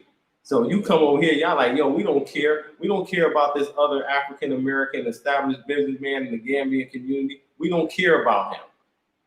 That has a lot of pull. I didn't have to use nothing because I ain't do nothing.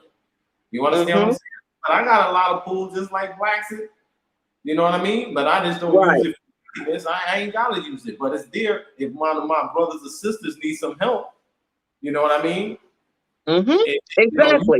You're gonna go through a lot, a greater hassle than Like I said, if I didn't know the people that I didn't know, I would have been a lot. It would have been a lot more hassle for me. Exactly. Yes. But Yes. At the end of the day, our community showing disrespect for other repatriates that's already been here on the ground. How the hell a whole group of people gonna come over here, never been here before, and then form a gang? Yeah. You can't form a chain with a bunch of weak links. And that's what happened. That's why the chain broke. That's why it all fell apart, because it was a bunch of weak links. That's exactly what happened. That's exactly what happened. It was a bunch of weak links, and the fence just broke. So I got a question. How are you going to now since art is gone, where are you going to go with Invest Relocate Africa? Tell me your future for that. Now that all the allegations are gone, everything, all the smoke is clear. Where do you see yourself going now? How are you going to recover from this? This is what I want. Well, we have 7 businesses that we're managing, so we're very. We have a community. We still have people. We still have people on the ground. We still have network moving. It's just not as public as it was before. We're doing better this year than we did last year. I'll just put it that way. So despite, like, we had a brother that came through, and he was like, "Damn, everything they try to do with you, you're still getting it." And I'm like, "Yo, you can't stop that." You understand what I'm saying? You got all of these dudes out there with these YouTube channels, doing the most to hate on another brother, to cause speculation around another brother. Now that they dropped the charge, and be happy for that. Say, okay, we were wrong in the situation. You understand? But it's hard for people to come around and admit that they were wrong. It is. Yeah, that's true. It really is. But do you guys still advertise for it? Do you still have, like how you guys were doing when art was there? You know how you were making the videos about the properties and doing all of that? Will it get back to how it was when art was there? That's what I want to know. Before it went bad, it was nice. It was really nice what you guys were doing. Do you think it will get back to that again? It will exist, but the public will never know about it. So it won't be public information like that. It won't be open to the public like it was before. No. Because anything, pretty much anything because there's more, you got the YouTubers here, but it's a lot of hate from YouTubers here. So, anything, like anything that I do, you'll have one of these little gossip bloggers. They'll try to jump on it. Oh, what Kwesi up to now? What's he doing? Da, da, da, da, da. You know what I mean? I can, I still get it in and move things. We're still scaling things and, behind the scenes and things like that. We're still building businesses for many people, so that, those who want to contact me, they know my email address. They know how to get in contact with me if they want to get in contact with me. And that's how that happened, but we are still moving forward as far as building a community. And, because this was my thing. My thing was, we can't come over here impulse buying land, because we've been through the situation in the U.S. with all of the land and the property bubble, Right. where people had properties, they bought properties, and they built up their credit to do that, and then the government allowed for all of this predatory lending. Now you Yeah. got somebody living next to your $200,000, $300,000 house that can't afford it. That just Right. came from projects and got a Yeah. no doc loan. It got a no Yeah. doc loan. That's And exactly what happened. Mm-hmm. so what's happening here is, say you come over here, you got all the money to build your house. Now somebody done sold you some land somewhere, you don't know what's going on with it. Then I come and I buy my property next door to you, and then another girl buys the property on the left side. But none of us got no money to build our house ever. So what you have is you have your nice house built there, and then on the side, east side of you, you got a half-built wall, and the other side you got a half-built Oh, house. yeah. So that's why you see that like that. Huh? That's why you see that. I did see that. I would see houses that were built, and then next door, like you said, it would be like a half of, like they were building something, and then on the other side, it was like they were building something, but it wasn't built. So Right. that's why, because people are at different phases in the building process. Right, because this is pre development, type of before people started doing whole developments, where Right. you buy a piece of raw land out on the range. This is some old back in the day, you go and buy some land, you claim the land, and you start your own town there. We're used to roads. You know how rigorous it is to drive over some bumpy roads. You talking about whiplash, backlash, you get 50, everything start hurting. I remember they tell me when you start getting close to 50, everything start hurting. Right. You're right. Right. You take the flat roads in the U.S. for granted. You come over here, but we need. Right. So this was my thing, right? We need to come together and buy a huge piece of land, and then we take our money, we put it together. We build some model houses. We might be able to build 10 or 20 houses for the first people that's coming over, and then what we do is we go to a land developer and go to a bank and say, hey, we have this much capital. This is what we want to do. Can you finance the whole project? Now we got a whole project. We got we got streets there. We got we got a walking trail around the facility. We have a park there. We got a Right. state-of-the-art clubhouse, and nobody's gonna come in that community without having their house built within 3 or 4 years, because we're gonna do it as a collective body. Now Yeah. everybody. Yes. Right. That's what you need for the repat community. That right there would work. Exactly what Right. you just said. How many people, the number of people that came in when I was with Blasted, I think we went through about 60 land sales before I left. But the number of people that came over and purchased land as individuals, could have very well put us in a very beautiful development project if we would have done that as a collective. And you notice when I went to Art Kathy, I never said anything about selling land, because I just didn't believe in people buying land, because it was really just taking advantage of people, their desire to have a piece of Africa. I'd rather tell you, hey, instead of, if you want a piece of Africa, put your money in this trust. We have a land development trust that we've established. We got a banker, an accountant, and a land developer that's over it. So as soon as we get 25%, 30% in here, they say they're going to build all the houses and finance us. That's simple. That's not complex. And if you have I heard this particular volunteer say, hey, people coming over, hey, Juro, how you doing, Juro? I know you heard the great news, which everybody already knew, but I heard this particular blogger say, hey, I can't help it. You want to come over, you come over here, you buy land, and you don't have money to, to fix the land up, this and that, making mockery of people, but you taking advantage of them by selling them the land instead of, and people coming to you. You got all of these people hitting you up. Hey, let's do it like this. You know, especially if you run into me. You know, if I put any ideas on the table, it's gonna be something that makes sense because we don't have to recreate the wheel. We don't live Right. in the society for 400 goddamn years. We're gonna come over here and just be all over the place with college degrees.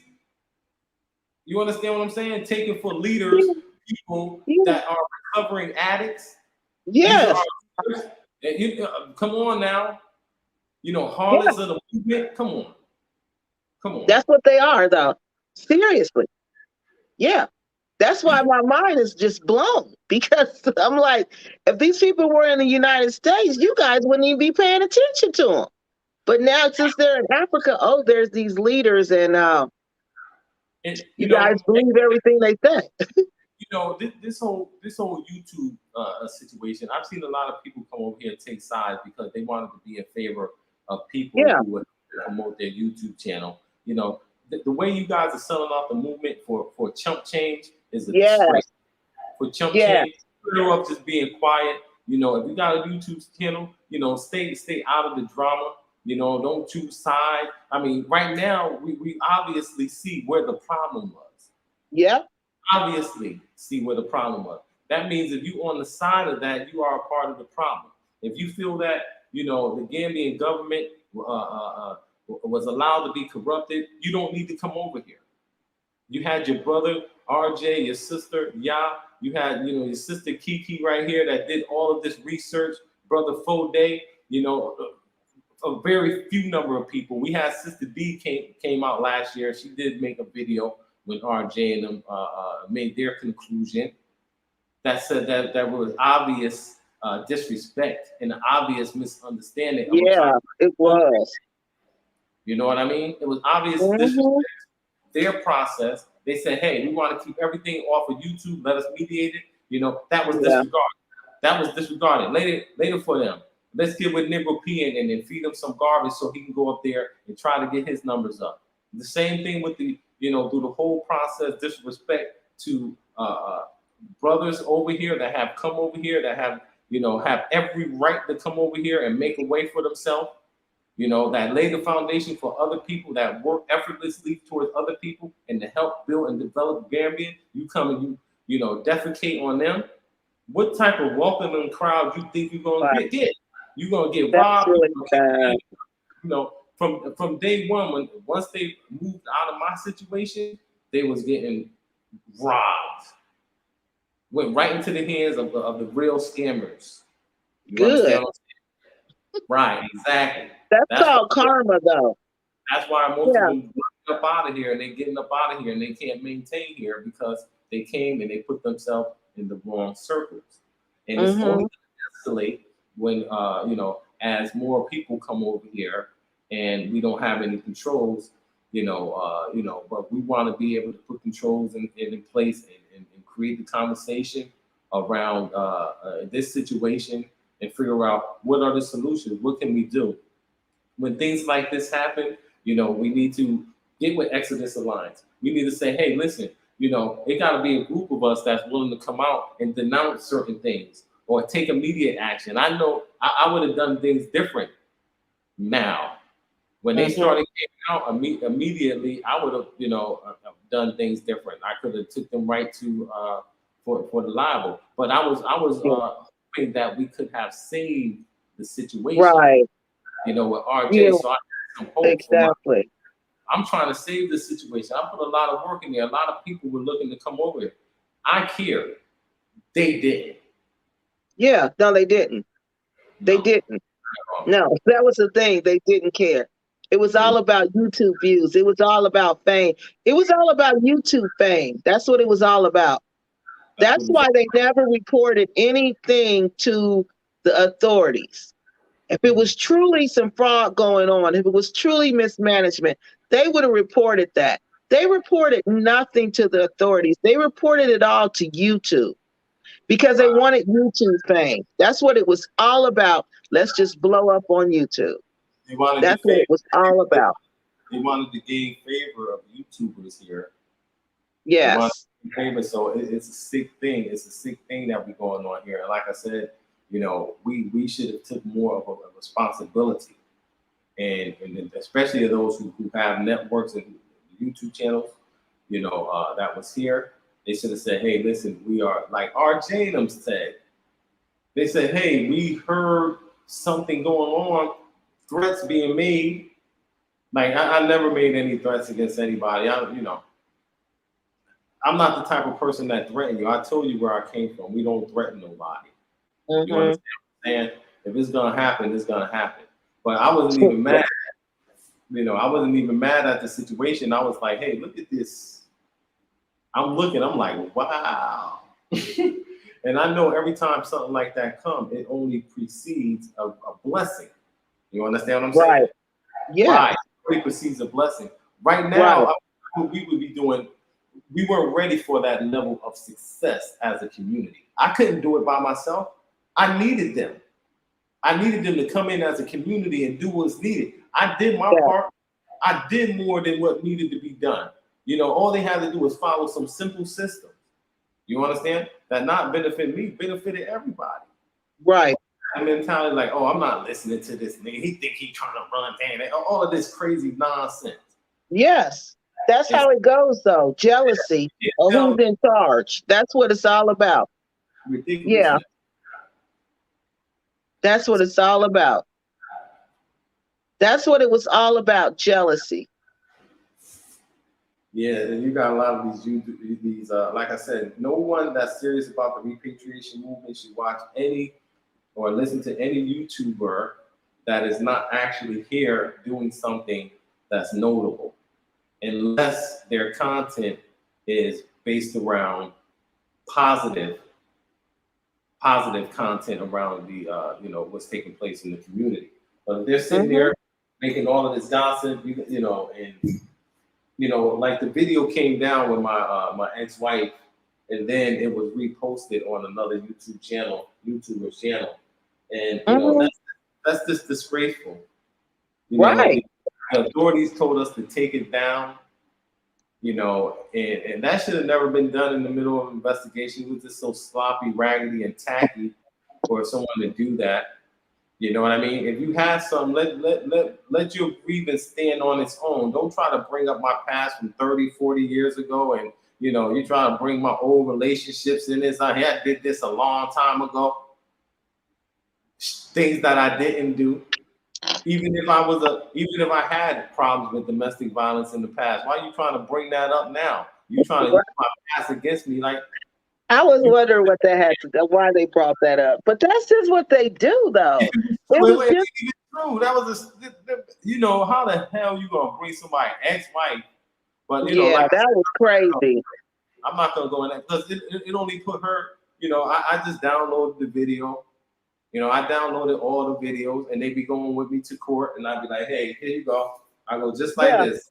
Here you go. Look at this. That's what I would. Yeah, I would do the same thing because that was just too much, and it had nothing to do with the case. It had nothing to do with what was going on. It had nothing to do with the corporate coup. None of that. Your personal life had nothing to do with that. So that's why I mean to bring that in. That's how you knew they had nothing. When people start to attack you personally, they don't have anything. They don't have nothing. They had nothing. And that's that. And the Lisa lady, I just couldn't even believe she incriminated herself like that because she forgot she was on Big Pimpin's channel telling a whole different story. Then she goes on Dusty's channel and tells something different. It was all, all that was just unbelievable. I don't even know. I just don't even know. I'm just speechless. You see this conversation that we're having, right? And there's people listening, and now it's 33 people. I don't care if we can get to 1 or 2 people. I got supporters, that's supporting me, and people want to hear more of me. So I've made a commitment to come out and create more content so people can have some variety. Too many of the wrong people spend a lot of time creating content because they're desperate. They need donations. You want people to join their Patreon channel. You know what I mean? And our people looking over, they're not seeing anything else, so they going with it because it sounds good and it look nice. But if you look at it at the end of the day, they don't have any program for you. No. They don't have no content whatsoever. They don't have nothing for you. They can't No, they don't. correction or nothing. No, they don't. No, they don't. But the problem is that we as a people, we have to demand more from our people, and we don't. You know, Well, we have to decide that we're not going to accept what they're giving to us. Okay, that's and you know, and that's really, I would have to say it was the repat people who really got me onto this because they're the ones. That's where I got the information from. It was the repat community who knew these people were fraudsters, who knew these people were liars, because all of my information came from them. They said all of this. It was people in the Gambia who were talking. It was people in the United States who were talking. The people in the community knew what was going on. It's just like what you said, though. People weren't saying anything. They knew it, but they weren't saying anything. listen, because And there's so much fear, you won't believe how much fear. oh yeah, I believe it. I believe it because I've seen it. I've This seen it for myself. right. I They have was seen it for myself, so I know that just like I said, the people, this man called me a monkey. Now, you know, when you call a black person a monkey in Africa and in Europe, that's a big old deal, even here. who called you This a monkey? man called me a monkey. Bob Garvey called me a monkey, okay? Really? Because I made some content. I forgot who the video was about, but it was one of them repats. He didn't like it, so he called me a monkey. I made a video about him calling me a monkey. Do you know two of the repats in the Gambia? One of them made him a moderator on his channel after calling me a monkey. And Dusty Travel with Tay Tay said she had nothing but respect for this man after he called me a monkey. Now, check Now this out. tell me. Okay. Yes. Go ahead. Go ahead. No, you go ahead. No, go ahead. What was you gonna say? God, man, our people They're put sick.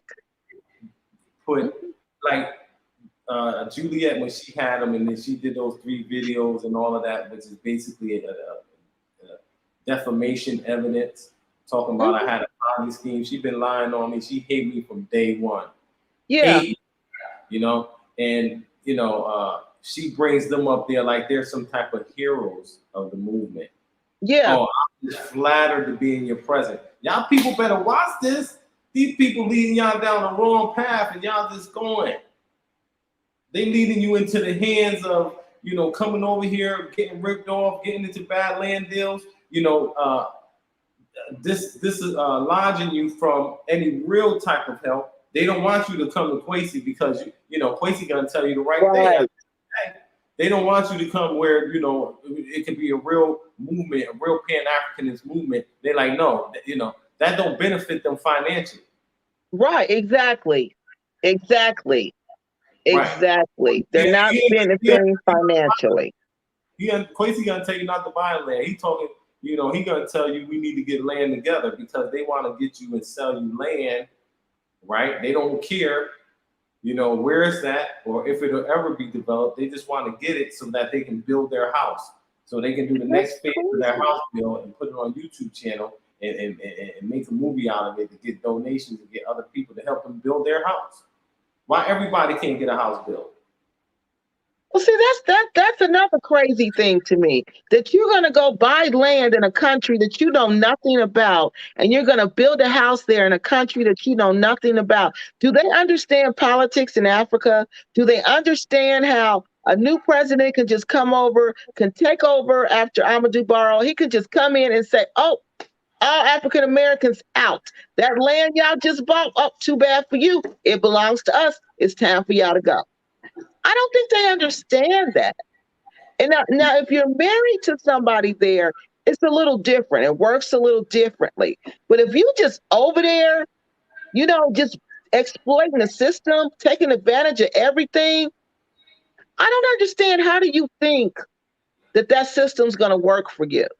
I don't understand that when you're not really even invested into that system. You're just buying whatever you can. You're just using them for whatever you can. You're just getting whatever you can. And that's all I say. We like I said, we have some very, very powerful things that we're doing. And we're in multiple industries, and we are coming into resources. We've had people who we have our own resources that we're coming into, and we have people that are bringing large amounts of resources to the table so that we can build communities. And our community, we should not build a community unless first there's roads established Yes, there, infrastructure has to be built. as well as an industrial complex where we can ship in Mhm. machinery to produce no less than 5 products. So before we Yes.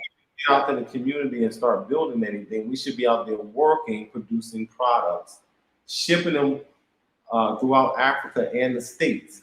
Mm-hmm. So this is the type of innovation that we need because the resources are here, but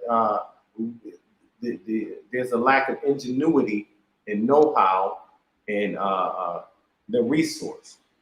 So we need to do that in a focused way. So we already have that on the ground. We have people that's coming in and out. Before I used to do videos of me going to the airport. I don't do stuff like that no more. You know what I mean? Anybody Right. come, try to keep it 100% confidential. Just to keep everybody off of the out of the public eye. Mm-hmm. Because people want to see us do fail. I call it the burning of Black Wall Street, the Gambia. That's what really happened. Yeah. Back in Tulsa, it was a white girl that made the accusations against her Yep. brother. In this situation, it was 2 sisters that made accusations, and then back in Oklahoma, there was a newspaper that had ran an article that inflamed the situation and took it from a mere, incident where he bumped into her in an elevator and turned it into an outright rape. Mm-hmm. So in that case, that's where YouTube and all the YouTubers they took, like I said, there was YouTubers who had gave their platforms who allowed their platforms to be used, and of course, they don't have Pan Africanist agenda. They have agendas to spread gossip and drama and try to get ratings on YouTube. So they don't care about the movement, but Okay. they put up there, gave their platform to emotionally and mentally unstable people. Yeah. You understand what I'm saying? Yeah. So that's part of this whole YouTube community dynamic. And like I said, I got into bed. I was sleeping when I came out the house. I like to tell people I was like the chick from Game of Thrones, Daenerys, right? I Mm-hmm. had I had 3 dragons. You know what I mean? You know, when I came out here, I ran into, I started with Blacksmith, then I got with Juliet, and then, the other women that came in, they was all fire breathing. You know what I mean? Mm-hmm. And uh, like I said, at the end of the day, right now, I think all of their empires are pretty much if they had anything has come under great scrutiny, or they had the sheep pulled up from under them. You know what I Right. mean? Yeah. Especially the main one.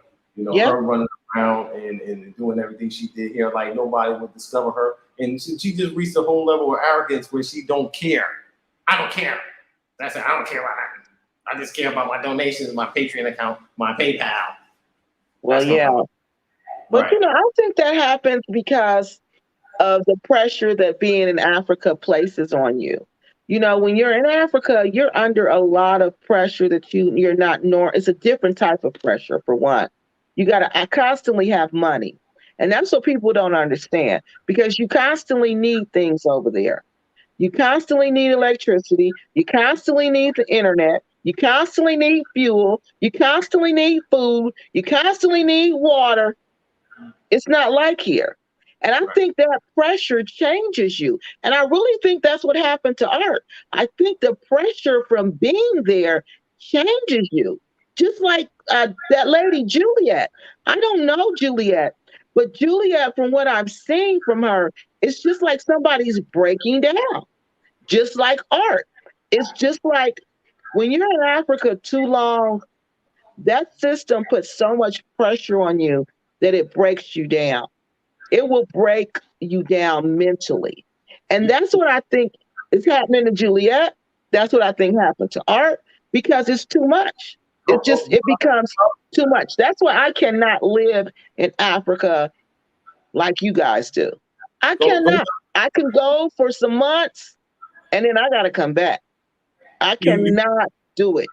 you was No. going you was going down the list of the people who have who have were breaking down here, but you only stopped at two.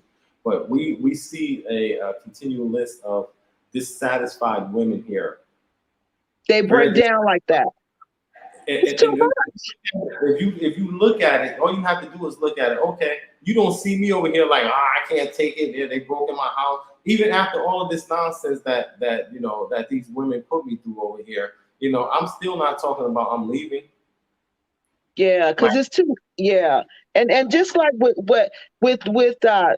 Phoenix, with her, she has no money. She's broke. She's completely broke.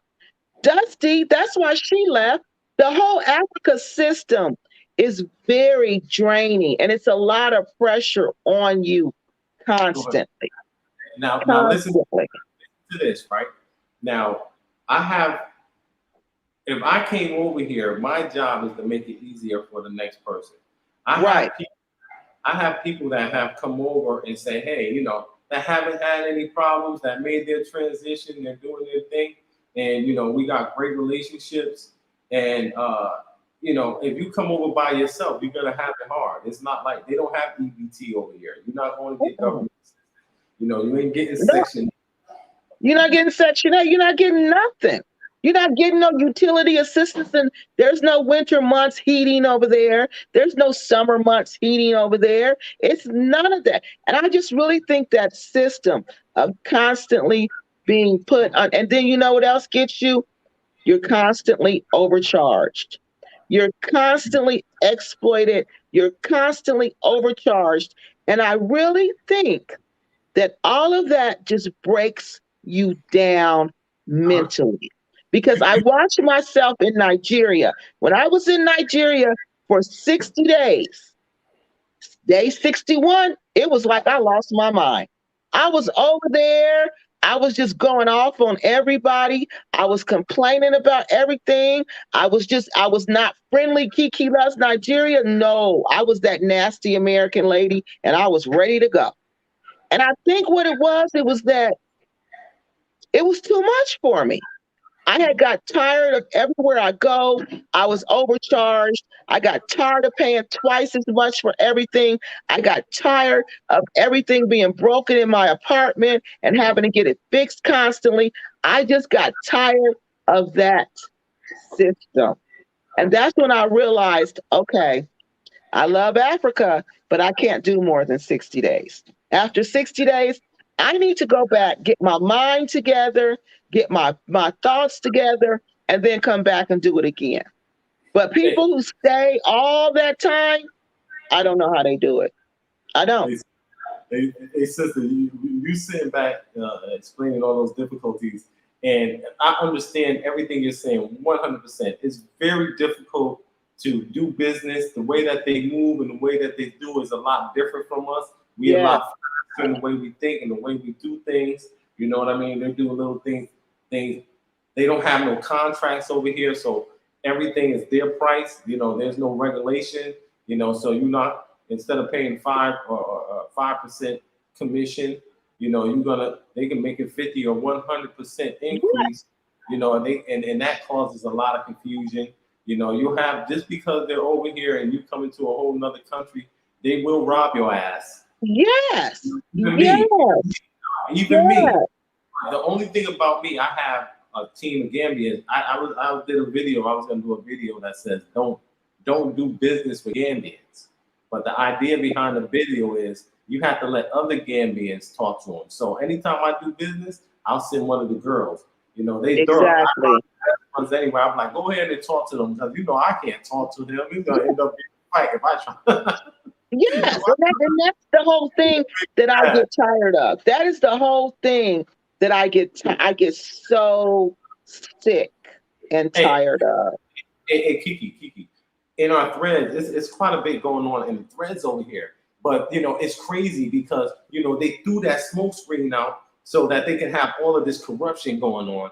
And one of the Mr. Jallo, the main person that was over there making these land transactions, he actually was arrested. People are calling for That's Juliet. what they're saying. Right? Yeah. Listen. I'm not telling you everything that's going on over here. That whole situation was a whole bunch of misdealing and corruption there.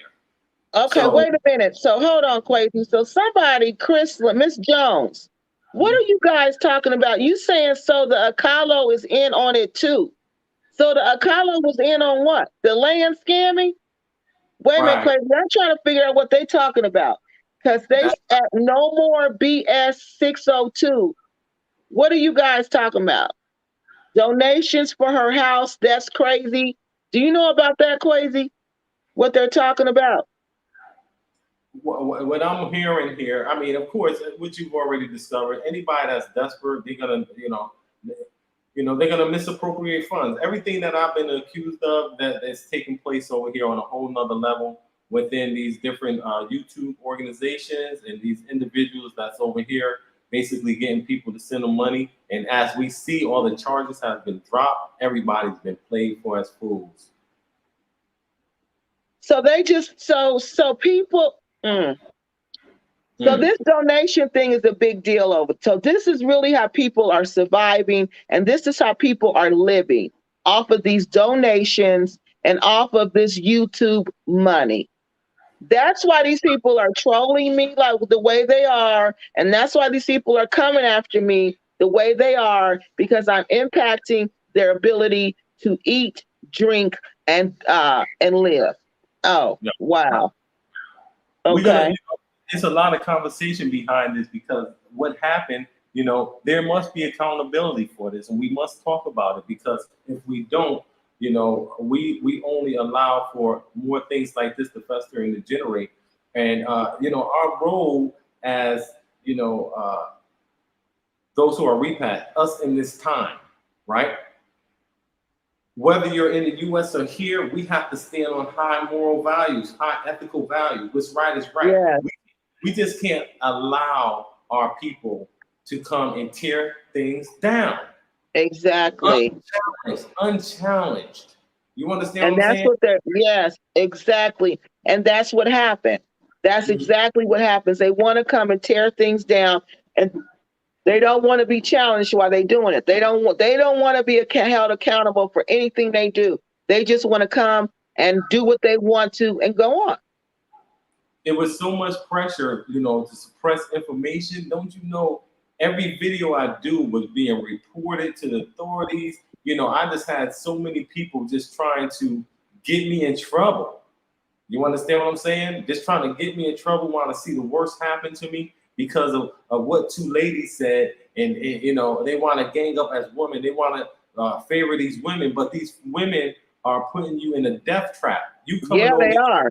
You coming over here, the only contact that you really have over here that really care about you, they want to cut you off from that lifeline. And Right? that's crazy. Yes. You off from that lifeline. Oh, you sitting over here thinking the only person that can help you out the country if something happened or help you get into the country, you can't. We're not gonna make it, man. We're not gonna make it. These people need to be. They need to be taken and brought before the community and held Right. accountable. They need to be held accountable. Negro Peon, his content, like I said, a lot of it's gossip, but he does address a lot of stuff that people don't want to address. You understand what I'm saying? If I had to be a casualty of that, like I said all the time, if I had to be a casualty of other people getting exposed, so be it. If all of this got to be messy in order for us to, see where the real mess coming from, it's already happened. But we got to recognize we just can't be oblivious after we see all of these accusers, see their whole characters just fall apart weeks after these accusations. And then only months into it, we see the main one, her whole character, her whole organization comes into question for misdealing, theft, and corruption. Yes. The main ones that were promoting the defamation and the slander of myself and Hart Cathy. Now they're Yes. all now it's over. Case closed. It was all lies. Yes. What are we gonna do? Now what are we gonna Exactly. what should happen? Y'all put your comments in the comment section. All you people out there saying that the Gambian government, it ain't a lot of people. I think most people realize, cut that nonsense out. These people knew what was going on from day one. It should have never even made it to them. Yeah, But they did know. behind the A scenes, lot of people knew what was going on. why did it take a whole year for them to come and get me? It's only because I started speaking out against Juliet. She got with Shantae and them. And she tried to use her contacts to get me dragged out down there. You know what I mean? But now that Yep. it's over, I had my paperwork together. If I didn't, I would have been held accountable if my stuff was together. But I had all my stuff together. Every single receipt for every penny. Most of the money was mine as far as the contribution is concerned. Yes. I was just reading some of the comments about Juliet. So Improvement says I think it's I Movement. He says, Juliet, do you know anything about Juliet before she came to the Gambia? He says Juliet's BS was the same when she was in the UK. So what was she doing in the UK? Was she a scammer in the UK? Hey, listen, the type of character she has, anything that I doubt if she was at any point in time a person. I'm not going to go into all of that, but people already know Juliet's character. The way she is, she's always been like that. She's always been a horrible person. You know what I mean? People don't deal with her. Even before y'all even got here. I seen people come over, Juliet turn them off instantly, running her mouth. I have another question, something I don't understand, and I'm going to start working on that. That's the next research I'm going to do after I finish this exploitation one. It's about owning land in the Gambia. Now, I'm confused. When I read the Constitution, the Gambian Constitution about owning land in the Gambia, it seems like you can only own certain types of land and certain locations in the Gambia. Is that correct? That is correct. If any land is close to Tourist Development Area (TDA) within 800 meters of the shoreline, you can only lease that land. Outside of that, you can actually have a freehold land. You can lease it. Now, right. The TDA area, that's 800 meters from the shoreline of the beach. That's what okay. And so you can lease it for like how many years? I think it's like a 99-year lease. Don't quote me on it. But outside of that, you can buy a certain amount of land. I think you only can buy like a 50 by 50, something like that. So you can only buy how much? About a 50 by 50 piece of land. That's the only thing you can own. 50 by 50 is you can own that. Right. Now, is this developing? Like it said something about in undeveloped land, you couldn't own undeveloped land. Okay. Does that sound right? What is that all about? We would have to look at that situation. I'm not familiar with that there. Okay. But with any situation, it's better to buy land in bulk, just like the Lebanese and the Indians do here. So when you say in bulk, you mean by this 50 by 50, you would buy more than one of those, but they all would be 50 by 50, right? Well, somehow we would acquire a large piece of land for land development. So anyone that would be buying land in there would get anywhere from a 20 by 20, a 20 by 40, something like that, But buying it as a group, of course, that's going to put us in a greater position to negotiate and acquire the land without all of the strings attached than if we do it by ourselves. So do people lease this land? Do people do the repats lease the land? Do they just lease it instead of buying it? No, they buy the land. Everybody's buying their land. So no one is leasing it. No one's leasing any land unless they're within 800 meters of the shoreline. Okay. So they're all 50 by 50. Their land is no larger than 50 by 50, right? Yeah, you can't own a land. I know it's no more than 50 by 50, you know. Yeah, so I think it's about 50 by 50. I can't stand corrected, but you can't buy you can't buy a large piece of land by yourself. Okay. Because this is the thing that's really confusing to me. Because like I was telling some people, like in Nigeria, if you're not a Nigerian, you can't own land there. If you're not married to like if I'm married to a Nigerian man, he can own the land, and I own the land because it's through him. But if I'm a Nigerian woman and I marry an African American man, we have no authority to buy land there. Right. So that's why I'm just like confused as how this is going down in the Gambia. And when I looked at the Constitution was even more confusing about how this land is going down. And then it says something about, like, say you sold me some land and you had a cousin who comes back and he says, Keke, Kwesi sold you that land, but that land belongs to me and Kwesi, and I didn't give him permission to sell that land, so I want the land back.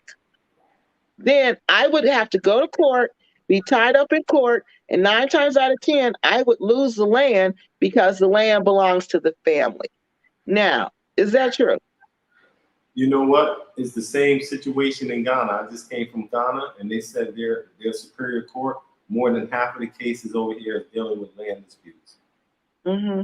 So that's, like all of those issues, that's why you buy land as a group. See, and that's why it's just, that's why these people, these Americans, they don't even know what they're doing. They don't even have a clue what they're doing. Because, see, the whole concept of land ownership is foreign in Africa. That's an American concept. To own land, it's like your family. It's part of your family, and it's like I've been in America and say I'm going back to Nigeria. I was born in America, but I'm going back to Nigeria. My grandfather got land there. Somebody bought this land. That land belongs to me. I can go back and claim that land. That person has to give it up. Yeah. So that's what people see that Americans need to stop. The impulse buying, in the impulse buying, I see, we're gonna move in that direction because that's how we're built. We're so individual. Everybody want to come and do their own thing, but they're not planning for the future. They're not strategizing.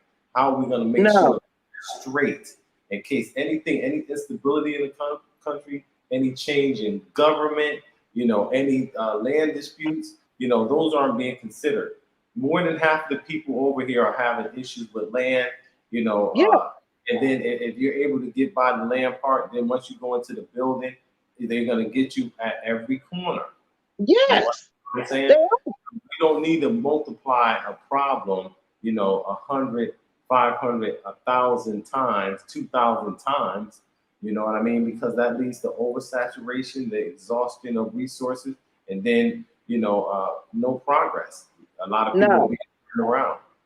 We don't even have an area that we say the Black people in the diaspora community. After that, people that were coming over here, they started hiding.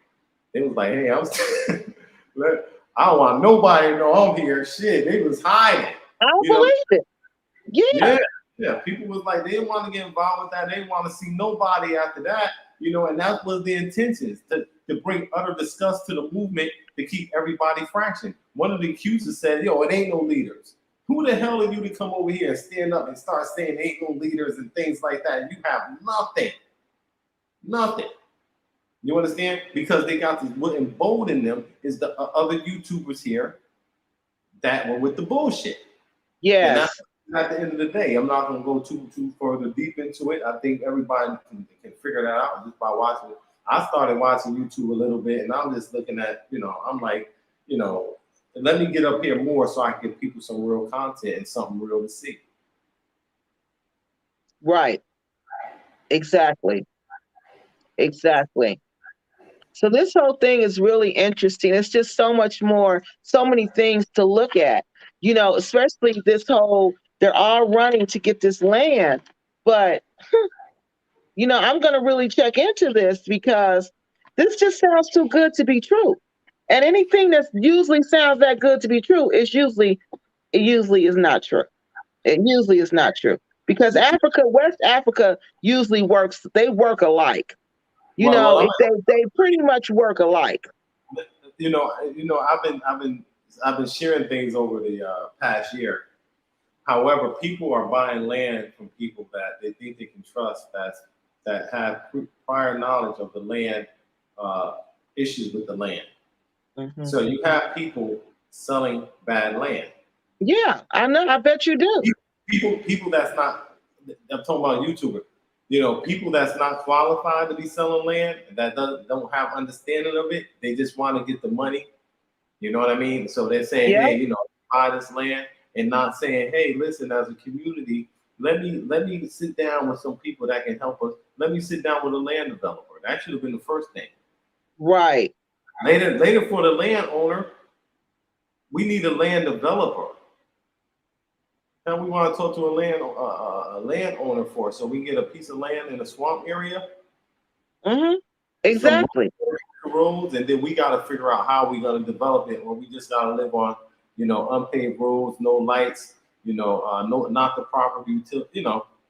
We wouldn't have the convenience that we would have Yeah. in this society. But what we can do is we can create community with the conveniences. When you come over here, you can have all the conveniences, then some. If we do it together, I have people, there's a lot of people out there with a lot of talents, and they've been doing a lot of research. One brother, he was here. He was like, he could have got us a whole pallet of solar panels for $1,000. Hmm. That's a small solar farm. We got solar panels. That means no light bill. But Right. you can't live 110 miles that way. The next repat lived 10 miles this way. The other one lived 10 miles back way, and then another one did. You know what I mean? We can't benefit from group economics being divided. We just become Right. another consumer for the Lebanese and the other foreign nationals that control all of the resources here. Exactly. Buy from them. We just running up there, spending our money and things like that, and no real plan. Thinking we're gonna integrate into society. Anytime something happens, once you become a target, they don't give a damn who you are. You American, and we don't like Americans at this time, and you got some stuff in your house. We gonna brand. We gotta be thinking stuff like that. Especially, you notice all the ones attacking don't have family here. No. There's couples from the UK and single people from the UK in the US, right? Hmm. So people that So, don't care. so somebody named Gerald Farley said Juliet and African Picnic are selling uninhabitable land. So African Picnic are selling, they sell land too? Are you serious? When everybody came over here, everybody wanted to go in competition doing it. So a lot of people when they came over, they wanted the number one spot. You know what I mean? But you have to understand business, and a lot of these people These coming over people here just do the same stuff. They just yeah, copycats. They just sit up and say, oh, so she's selling land, so I'm selling land. So she's selling houses, so I'm selling houses. So she got a restaurant, I got a restaurant. This is ridiculous. Nobody's original. Nobody thinks of anything. They all just copy each other. And uninhabitable land. So if they're selling uninhabitable land, that means there's somebody buying the uninhabitable land. So the real problem is not that they're selling the uninhabitable land, Gerald Farley, is that somebody is actually buying this uninhabitable land. land. That's Thank, the real issue. thank you. So Big Z says for every plot sold, a plot is gained. I don't get it. So if for Hey, every plot sold, they make some money. They just making money. listen, that means if I have 100 plots come, right? then I get 100 plots. That's If what? Say that again. If I sell 100 plots, then I get 100 plots. How? Okay, so basically, they're selling the land for twice as much. Oh my God, are you serious? This is bad. This is worse than what I thought. Oh, so it's a way to come up. I'm going to scam you and sell you this land for twice as much. You don't know. You're going to pay it. I'm going to get my money. You're going to get some trash and hope you can build on it. Oh. Somebody told me, we had a conversation. There's a few brothers here on the ground. We was talking about one brother said he was ripped off in the situation. He was ripped off with that, out there. A lot of people, he got charged double for the land. You know him too. I'm not gonna say his name, but it's a lot of stuff going on. Like I said, Mr. Jallo got arrested for his dealings. So he got charged double for the land. See, that's what I mean. You go to Africa and you don't know what you're doing. You don't know what you are doing because there's no way no African American should be doing any kind of willing dealing business because you're going to get overcharged. This is craziness. I'm telling you, like I said, they say a fool and his money will soon part. And we've been seeing a lot of parting of the money in our community. This is sad though, because you know what? Their trust, like somebody said up here, they're romanticizing this person. More Fortune says too many folks romanticize about Africa. If you ain't got no contact there, you're gonna get ate up. It's not an individualized society, it's a communal society. And that's so true. That is so very, very, very, very true. So very, very, very true. I just can't believe this is all mind-blowing to me. Okay, somebody's pregnant.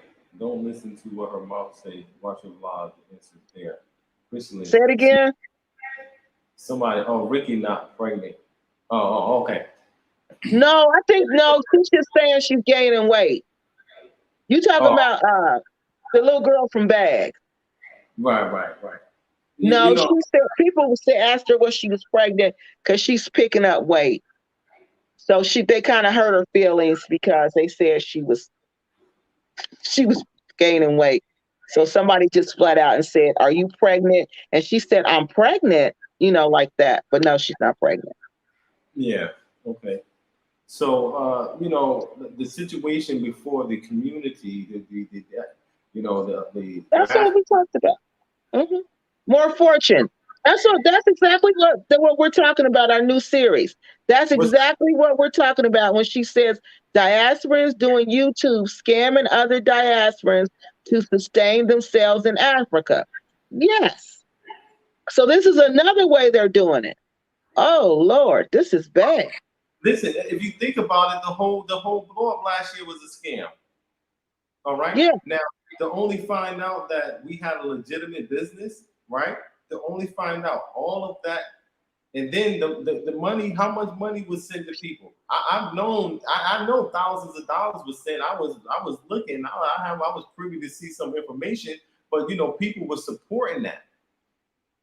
Now who got scammed? Sad when it's okay. Big Z says sad when it's so much that can be done in the Gambia legally without harm to others. And that's true. They don't care about it's just greed. Right, it's just greed. It's crazy. But I think not only is it greed, is that they don't have any means of an income. See, when they're not used to that whole Africa, that you got to make your way in Africa. There's no jobs over there. And if you're not that type of person, you're going to end up being a scammer because you don't have no real skills. And see, I think they don't realize when they go to Africa that this is a place where you got to have everything together when you get there. You can't go to Africa looking for a job. You can't do that. Like I tell everybody, I've been here, I've been doing it. I'm successful. A lot of I used to laugh when people used to say, you just have these people out there that just don't have any type of sense at all. It was like, oh, Kwesi just trying to duplicate what Juliet was doing, and he's just mad. Bro, I was the business manager. You understand what I'm saying? So what are you talking about? Just think about it. She always say I created her database, I created her website. You understand what I mean? Then I went to art. If I was a person that didn't have any skills, me and art wouldn't have been so successful. Right. Yeah, you guys were very successful. And that's really unfortunate because that was really a good team. That was a good mix until it just all blew up, fell apart, blew up. Art herself had problems. After that, she just went on a rampage and just talking. I don't have time to address that or even care about. Right.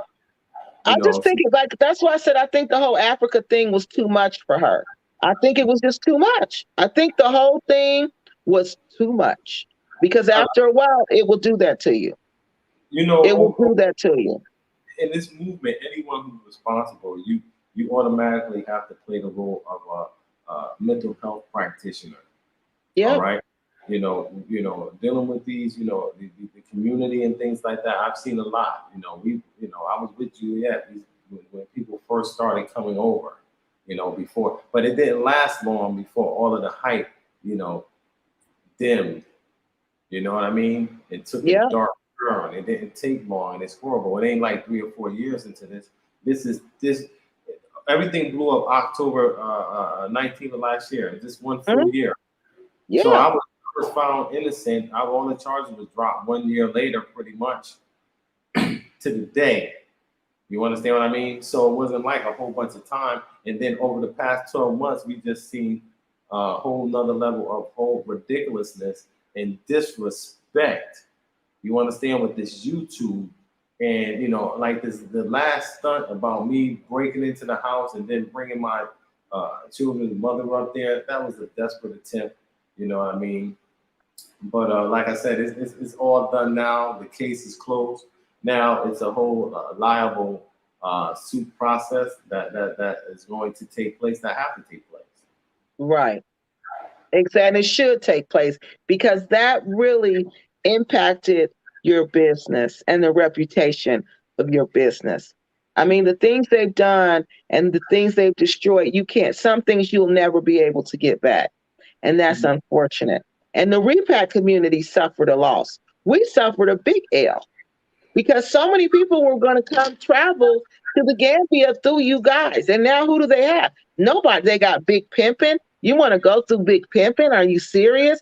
Phoenix Rain, she was even taking people to the Gambia. And I don't even know about Dusty. But I mean, there's nobody to fill that gap now. It's just, the gap. I'm here. I'm still here. You know what I mean? But, like I said, only a certain, only a certain type of person is really going to vibe with me. You know what I mean? But, so those who are under the spell of, Western society that's in relationships and, the brothers that's married, they're pretty much going to favor the women unless they're strong enough to say, hey, listen. I mean, at this time, it's nothing. They're pretty much, they don't have any relevance here in this market. They don't have any, any resources. They don't have any business lanes or anything set up to help anybody.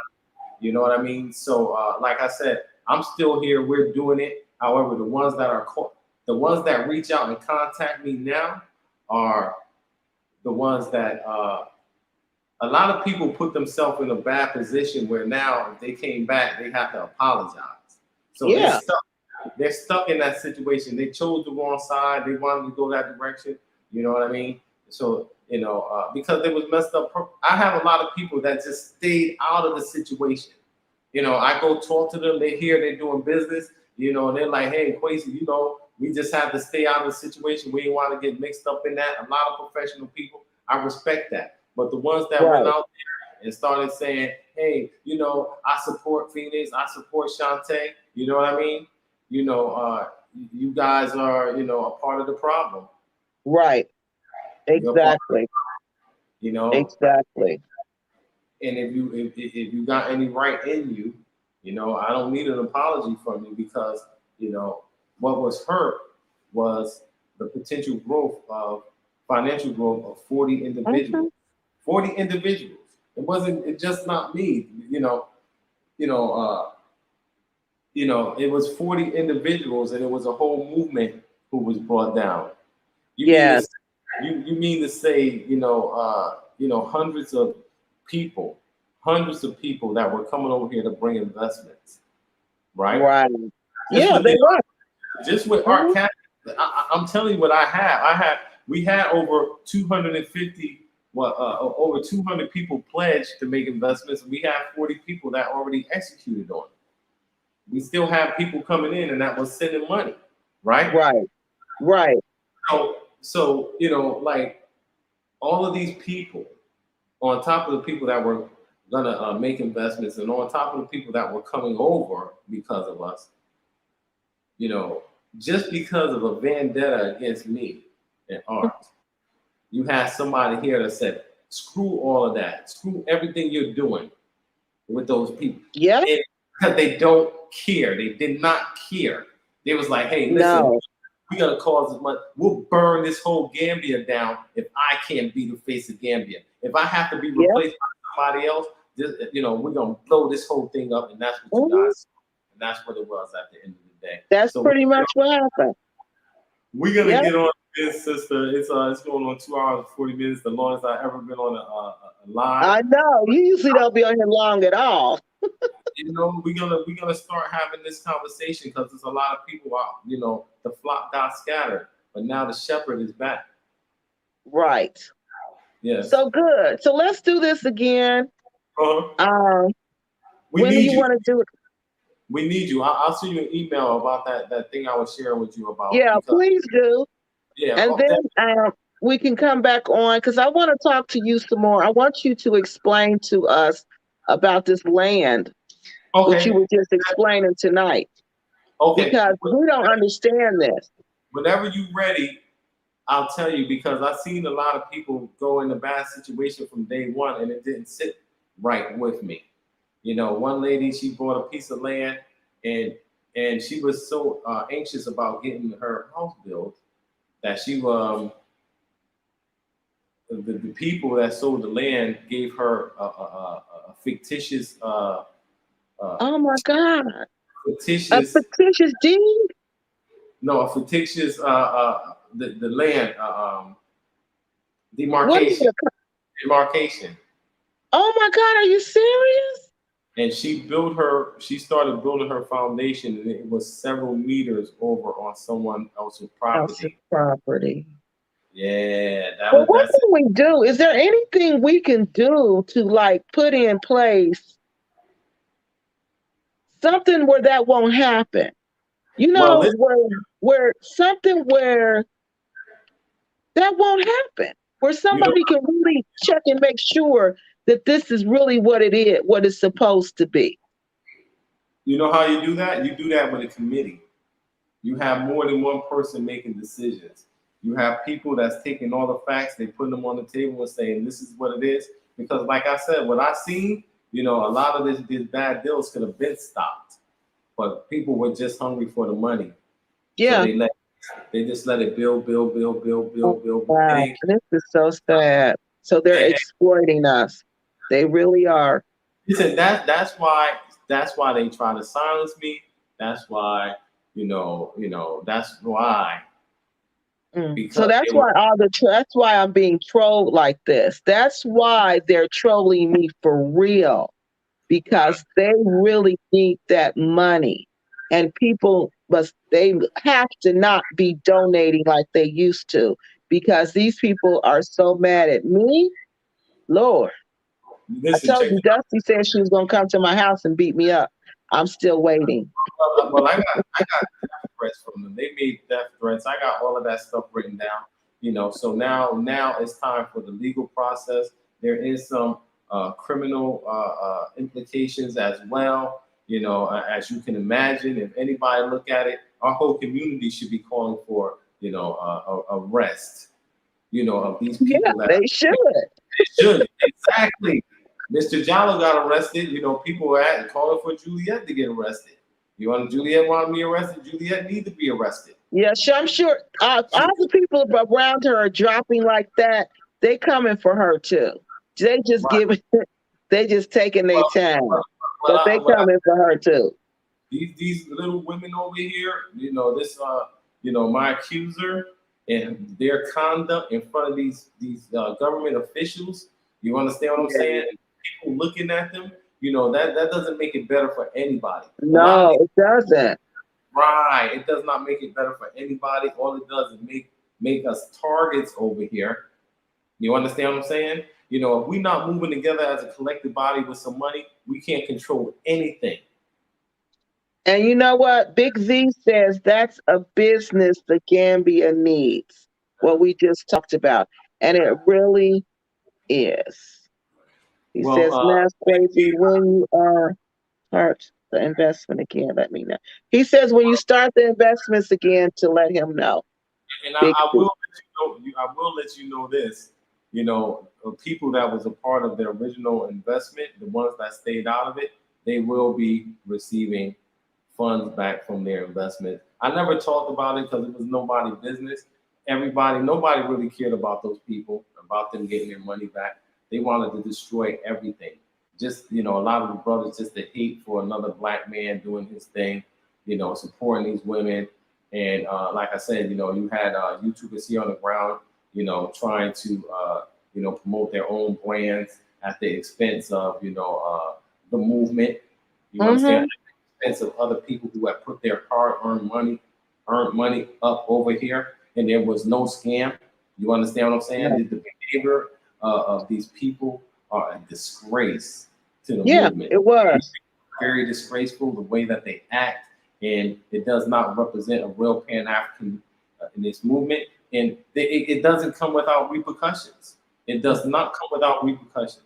You understand what I'm saying? You over here and you're doing things and you're trying to build. You know what I mean? You better be very careful. You better make the right moves and have the right contacts because things can turn around. Things can definitely turn around, especially when you're showing this much contempt for the people in there. But I think you should. I think that we have to put something. There has to be something in place. If they're scamming us like this, then oh no, we need some kind of protection. We need somebody to speak for us. We need some front to wow. Well, you already got the invitation. You didn't get it yet, but however, it's no, send it to me. Well, what we want to do is we want to work with people who are intelligent people and who can because we want to move as a group. It doesn't take everybody, but the ones that that are here already, that's in the process, and the ones that are coming, we are looking to do a land development deal, our own deal, far enough off the grid. So, if anything happened, we're out of the reach of pandemic. We're out of the reach of, foreign invaders. We're able to bring in our products and secure ourselves for years and years, autonomously if necessary. And that's the way we should be thinking and moving. Why not? Why not have a community that's off the grid, that's state of the art, that belongs to us? We have every vital resources there, educational facility, industrial complex. Yeah, you did say that. I remember you were talking about that in before. You had talked about that previously, a long time ago. I seen a video, and you were talking about that. I'm gonna show you some website, something I developed. We had $1 million pledged towards the community build project. Hold on. So this community, wait a minute, an African American council. Yes, Big Z. Big Z said an African American council. Yes, it needs to be something like that. Exactly. we would have to include the brothers and sisters from the Caribbean and the UK as well, because a lot of them are really, really great people. The vast majority of them are. So we Yeah. would need more inclusive. Big Z, you mentioned a name before. I'm gonna show you my screen, and I'm gonna show you what I had in place for the community. Let me know once you can see. Okay.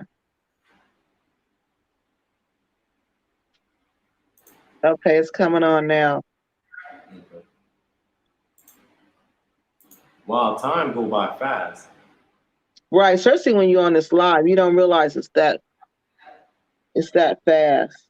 Well, I've been meaning to do this for a while, man. So, I'm glad I was able to get you here so I can share some content, because not many people, of course, hit me up and want to come on and talk about the real issue.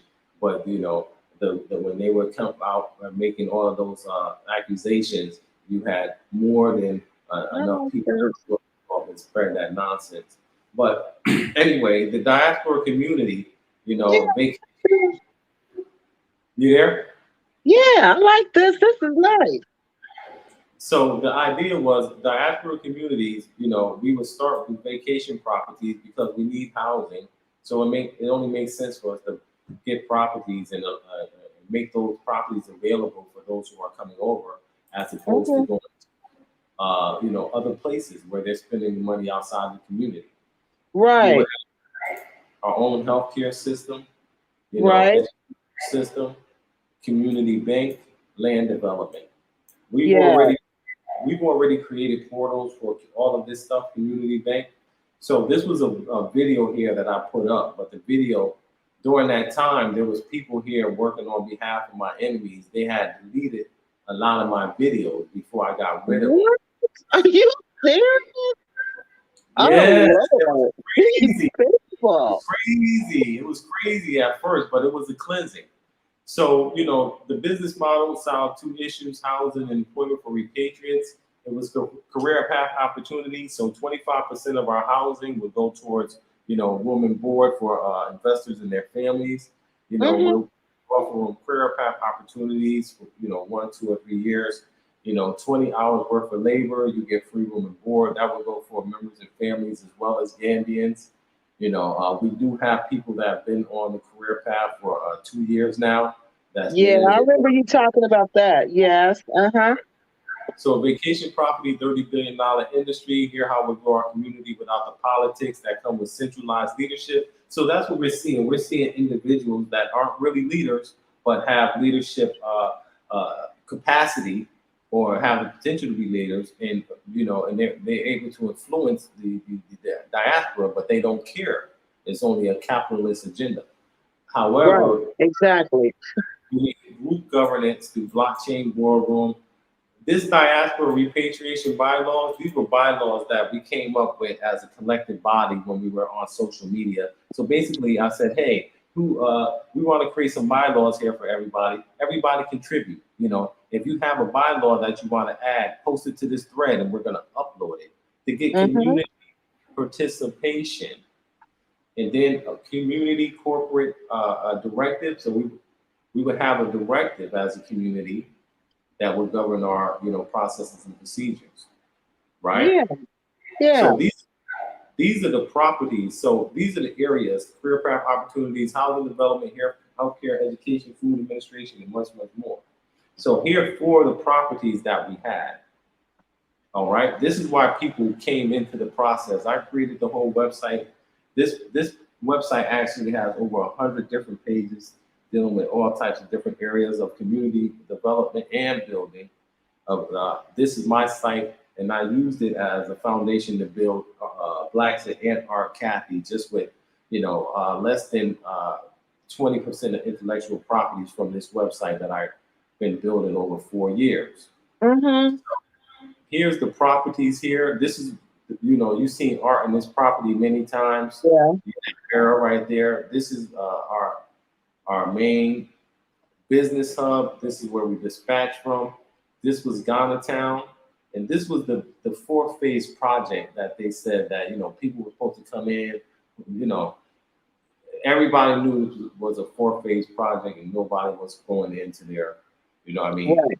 they was gonna stay anywhere, it would have been, at downtown. That's where Happy Companion stayed, and a few other people stayed down there. The accusers stayed there as well, and it was absolutely a gorgeous place.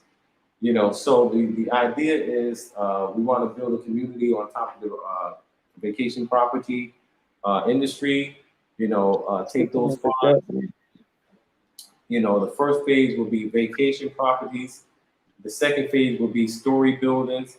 The third phase will be land development, where we're moving and operating as a collective body. So a person would click apply here, and it would go straight to the. This is the contract right here for the career path. So as you can see, I have all of this laid out. The first year, we'll assist with room and board, skill set training, time management, career life planning. Second year, income double. They can manage one of the homes, businesses, provide an extra income stream.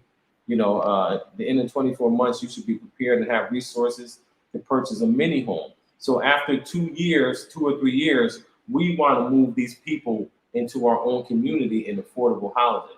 Right. All right. And then the first year is entry level, second year entry level, the second, third management, and third, fourth year executive. So that's the career path for those, the investors, family, and the Gambians who will come in and join and be a part of our community build project. So here's all the I like this. Right. This is nice. Right. If you see the bylaws here, these were all came from various people, and you can see their names. Patricia here, Kwesi, Sonia, Ahmed. So Sonia she cut off quite a bit, and she sent it to us. But the idea, it's available. It's a living document where people can go in as a community and say, hey, we need to add this to it. Yeah. Right. Yeah. So once they agree to that, they will hit here and they will go to an application. All right. So this is just one area that we were building out to funnel people into the career path opportunity. And a lot of people had signed up for that, but before they can even get here and get started, it was all brought down. Oh no, it went away, went down. Oh wow. So right here, if we take a look at Build Your Home, this page is very crucial. I had people, so basically diaspora communities, the land development proposal, build your own home, build your proposed home. The problem with buying hand layer in Africa is usually in a community where there's no complete development plan. This leads to a community with no roads, no lights. Yes, exactly. Homes, with new homes sitting next to empty lots. We're going to use the co-op model to build our community. We are looking for real estate developers who are interested in assisting in completing the community build, right? So this was 2 years ago, all right? So this community would have an industrial complex. That's the first thing we need. So when your house getting built and you going to see your house, you should be seeing a truck leave from there. When you come to get your house built, we should have a box for you. Hey, here's 5 or 6 different products that we have home. Take them home with you. It came from the industrial complex, right? We need to meet our immediate needs where we can, or produce products that can be sold or exchanged for our immediate needs. We'll have a greenhouse there. That should be self-explanatory. A large majority of the people that are coming want to be self-sustaining. State-of-the-art clubhouse. This is where we build relationships, social bonding. We have a state-of-the-art, you go play basketball, tennis, swimming pool. We have a spa there, a wellness center, and then renewable energy projects. So this is what I built out last year. So we wanted to get a group of people to make a pledge or a commitment on where they were. So you would select your land, a 20 by 20, 20 by 40, or 20 by 60. Then you select your wall, 20 by 20, right? And they got the prices there. Select your home. It's 4 different price points: 25,000, 50,000, 125, 150, right? Right. at this step, you would add them all together. You say, okay, mine is going to come out to be 75,000. You put Okay. 70,000 right there, and then you would select your payment option. You would say, okay, let me see here on a second. All right, it's not going right now, but they would select their payment option, their financial status, their income bracket, when they're repatriating, and then we would take their personal information down. Mm-hmm. All right.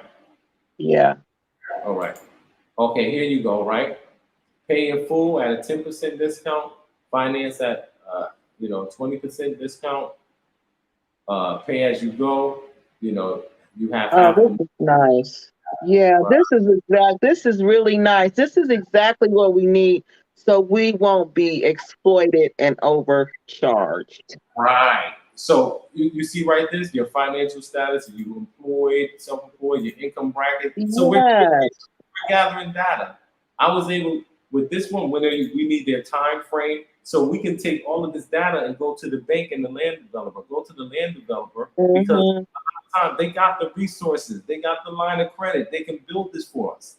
They're looking for customers. We saying, hey, we're coming with 100, 200 customers already. Who's going to Right. turn around like that? Then they will put their information there and they would apply. And I had about 50 people go through that process. I had about 50 people go through that process, but like I said, it's much, much more to this website that I put together. A person would create an account here, like all the investors, they had their Mm-hmm. own accounts that was created here, which led to financial pages. So like I said, I'm very organized. This is my contact management system here. Mm-hmm. Let me see something. I'm just going to a test account. Let's see.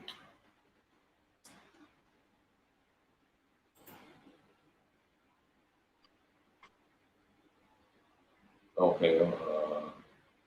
You know what? I'm just going to skip that part now. I mean, we can do that in private. I don't want to put too much information. Okay. But yes, I am really, this is really good. I think this is exactly what we were talking about. And Big Z, he made a suggestion. He said, what about shipping? And he's right, because that's another area where we need a lot of help with shipping things back and forth to Africa. That's another thing where we need help with, where we're overcharged and exploited constantly, is in the shipping department. More So, Fortune said he's enjoying the live stream. Everybody that's joining us right now, thank you for joining. A lot of you people are the hardcore supporters. And, like I said, I'm going to make myself more available because I know there's a lot of people that want to come on. I want to thank Keke for her research and her into this and being able to come out and speak against these issues, man, that really hurt us as a people here and that continue to hurt us. We have young boys, and our young boys are slaughtered every day in America. We cannot continue the culture of slaughtering our boys. We're no, right, America. You can't slaughter your men. That community, like we have to dislodge ourselves. Anybody that's listening in, when you coming over, don't be fooled. There's nothing here as far as a collective movement outside of, what you're hearing on this line here. That's a true and sincere movement, make things happen. There are people in the background that's on the ground making it happen, and we're holding hands across the divide, to bring balance and to bring peaceful solutions. But we do need people to come on board, man, who are going to take leadership roles and help the ones who are innocent and that's being affected by the ones right, who are overly whose egos are overly inflated. right, It's 3 hours, sister. right. Hey, sister, I'm gonna send you an email. Let's conclude this one. We'll continue the Okay, conversation. I'll send you some okay, email. good. Thanks, everybody. I love you guys. Peace. Okay, bye, y'all. See you later. Okay, Kwesi, I'll be waiting to hear from you. Bye, bye, Okay. guys. So we're finishing up here, man. Thanks everybody for chiming in, man. And if it's your first time on the channel, like, share, and subscribe, and keep it positive. Peace.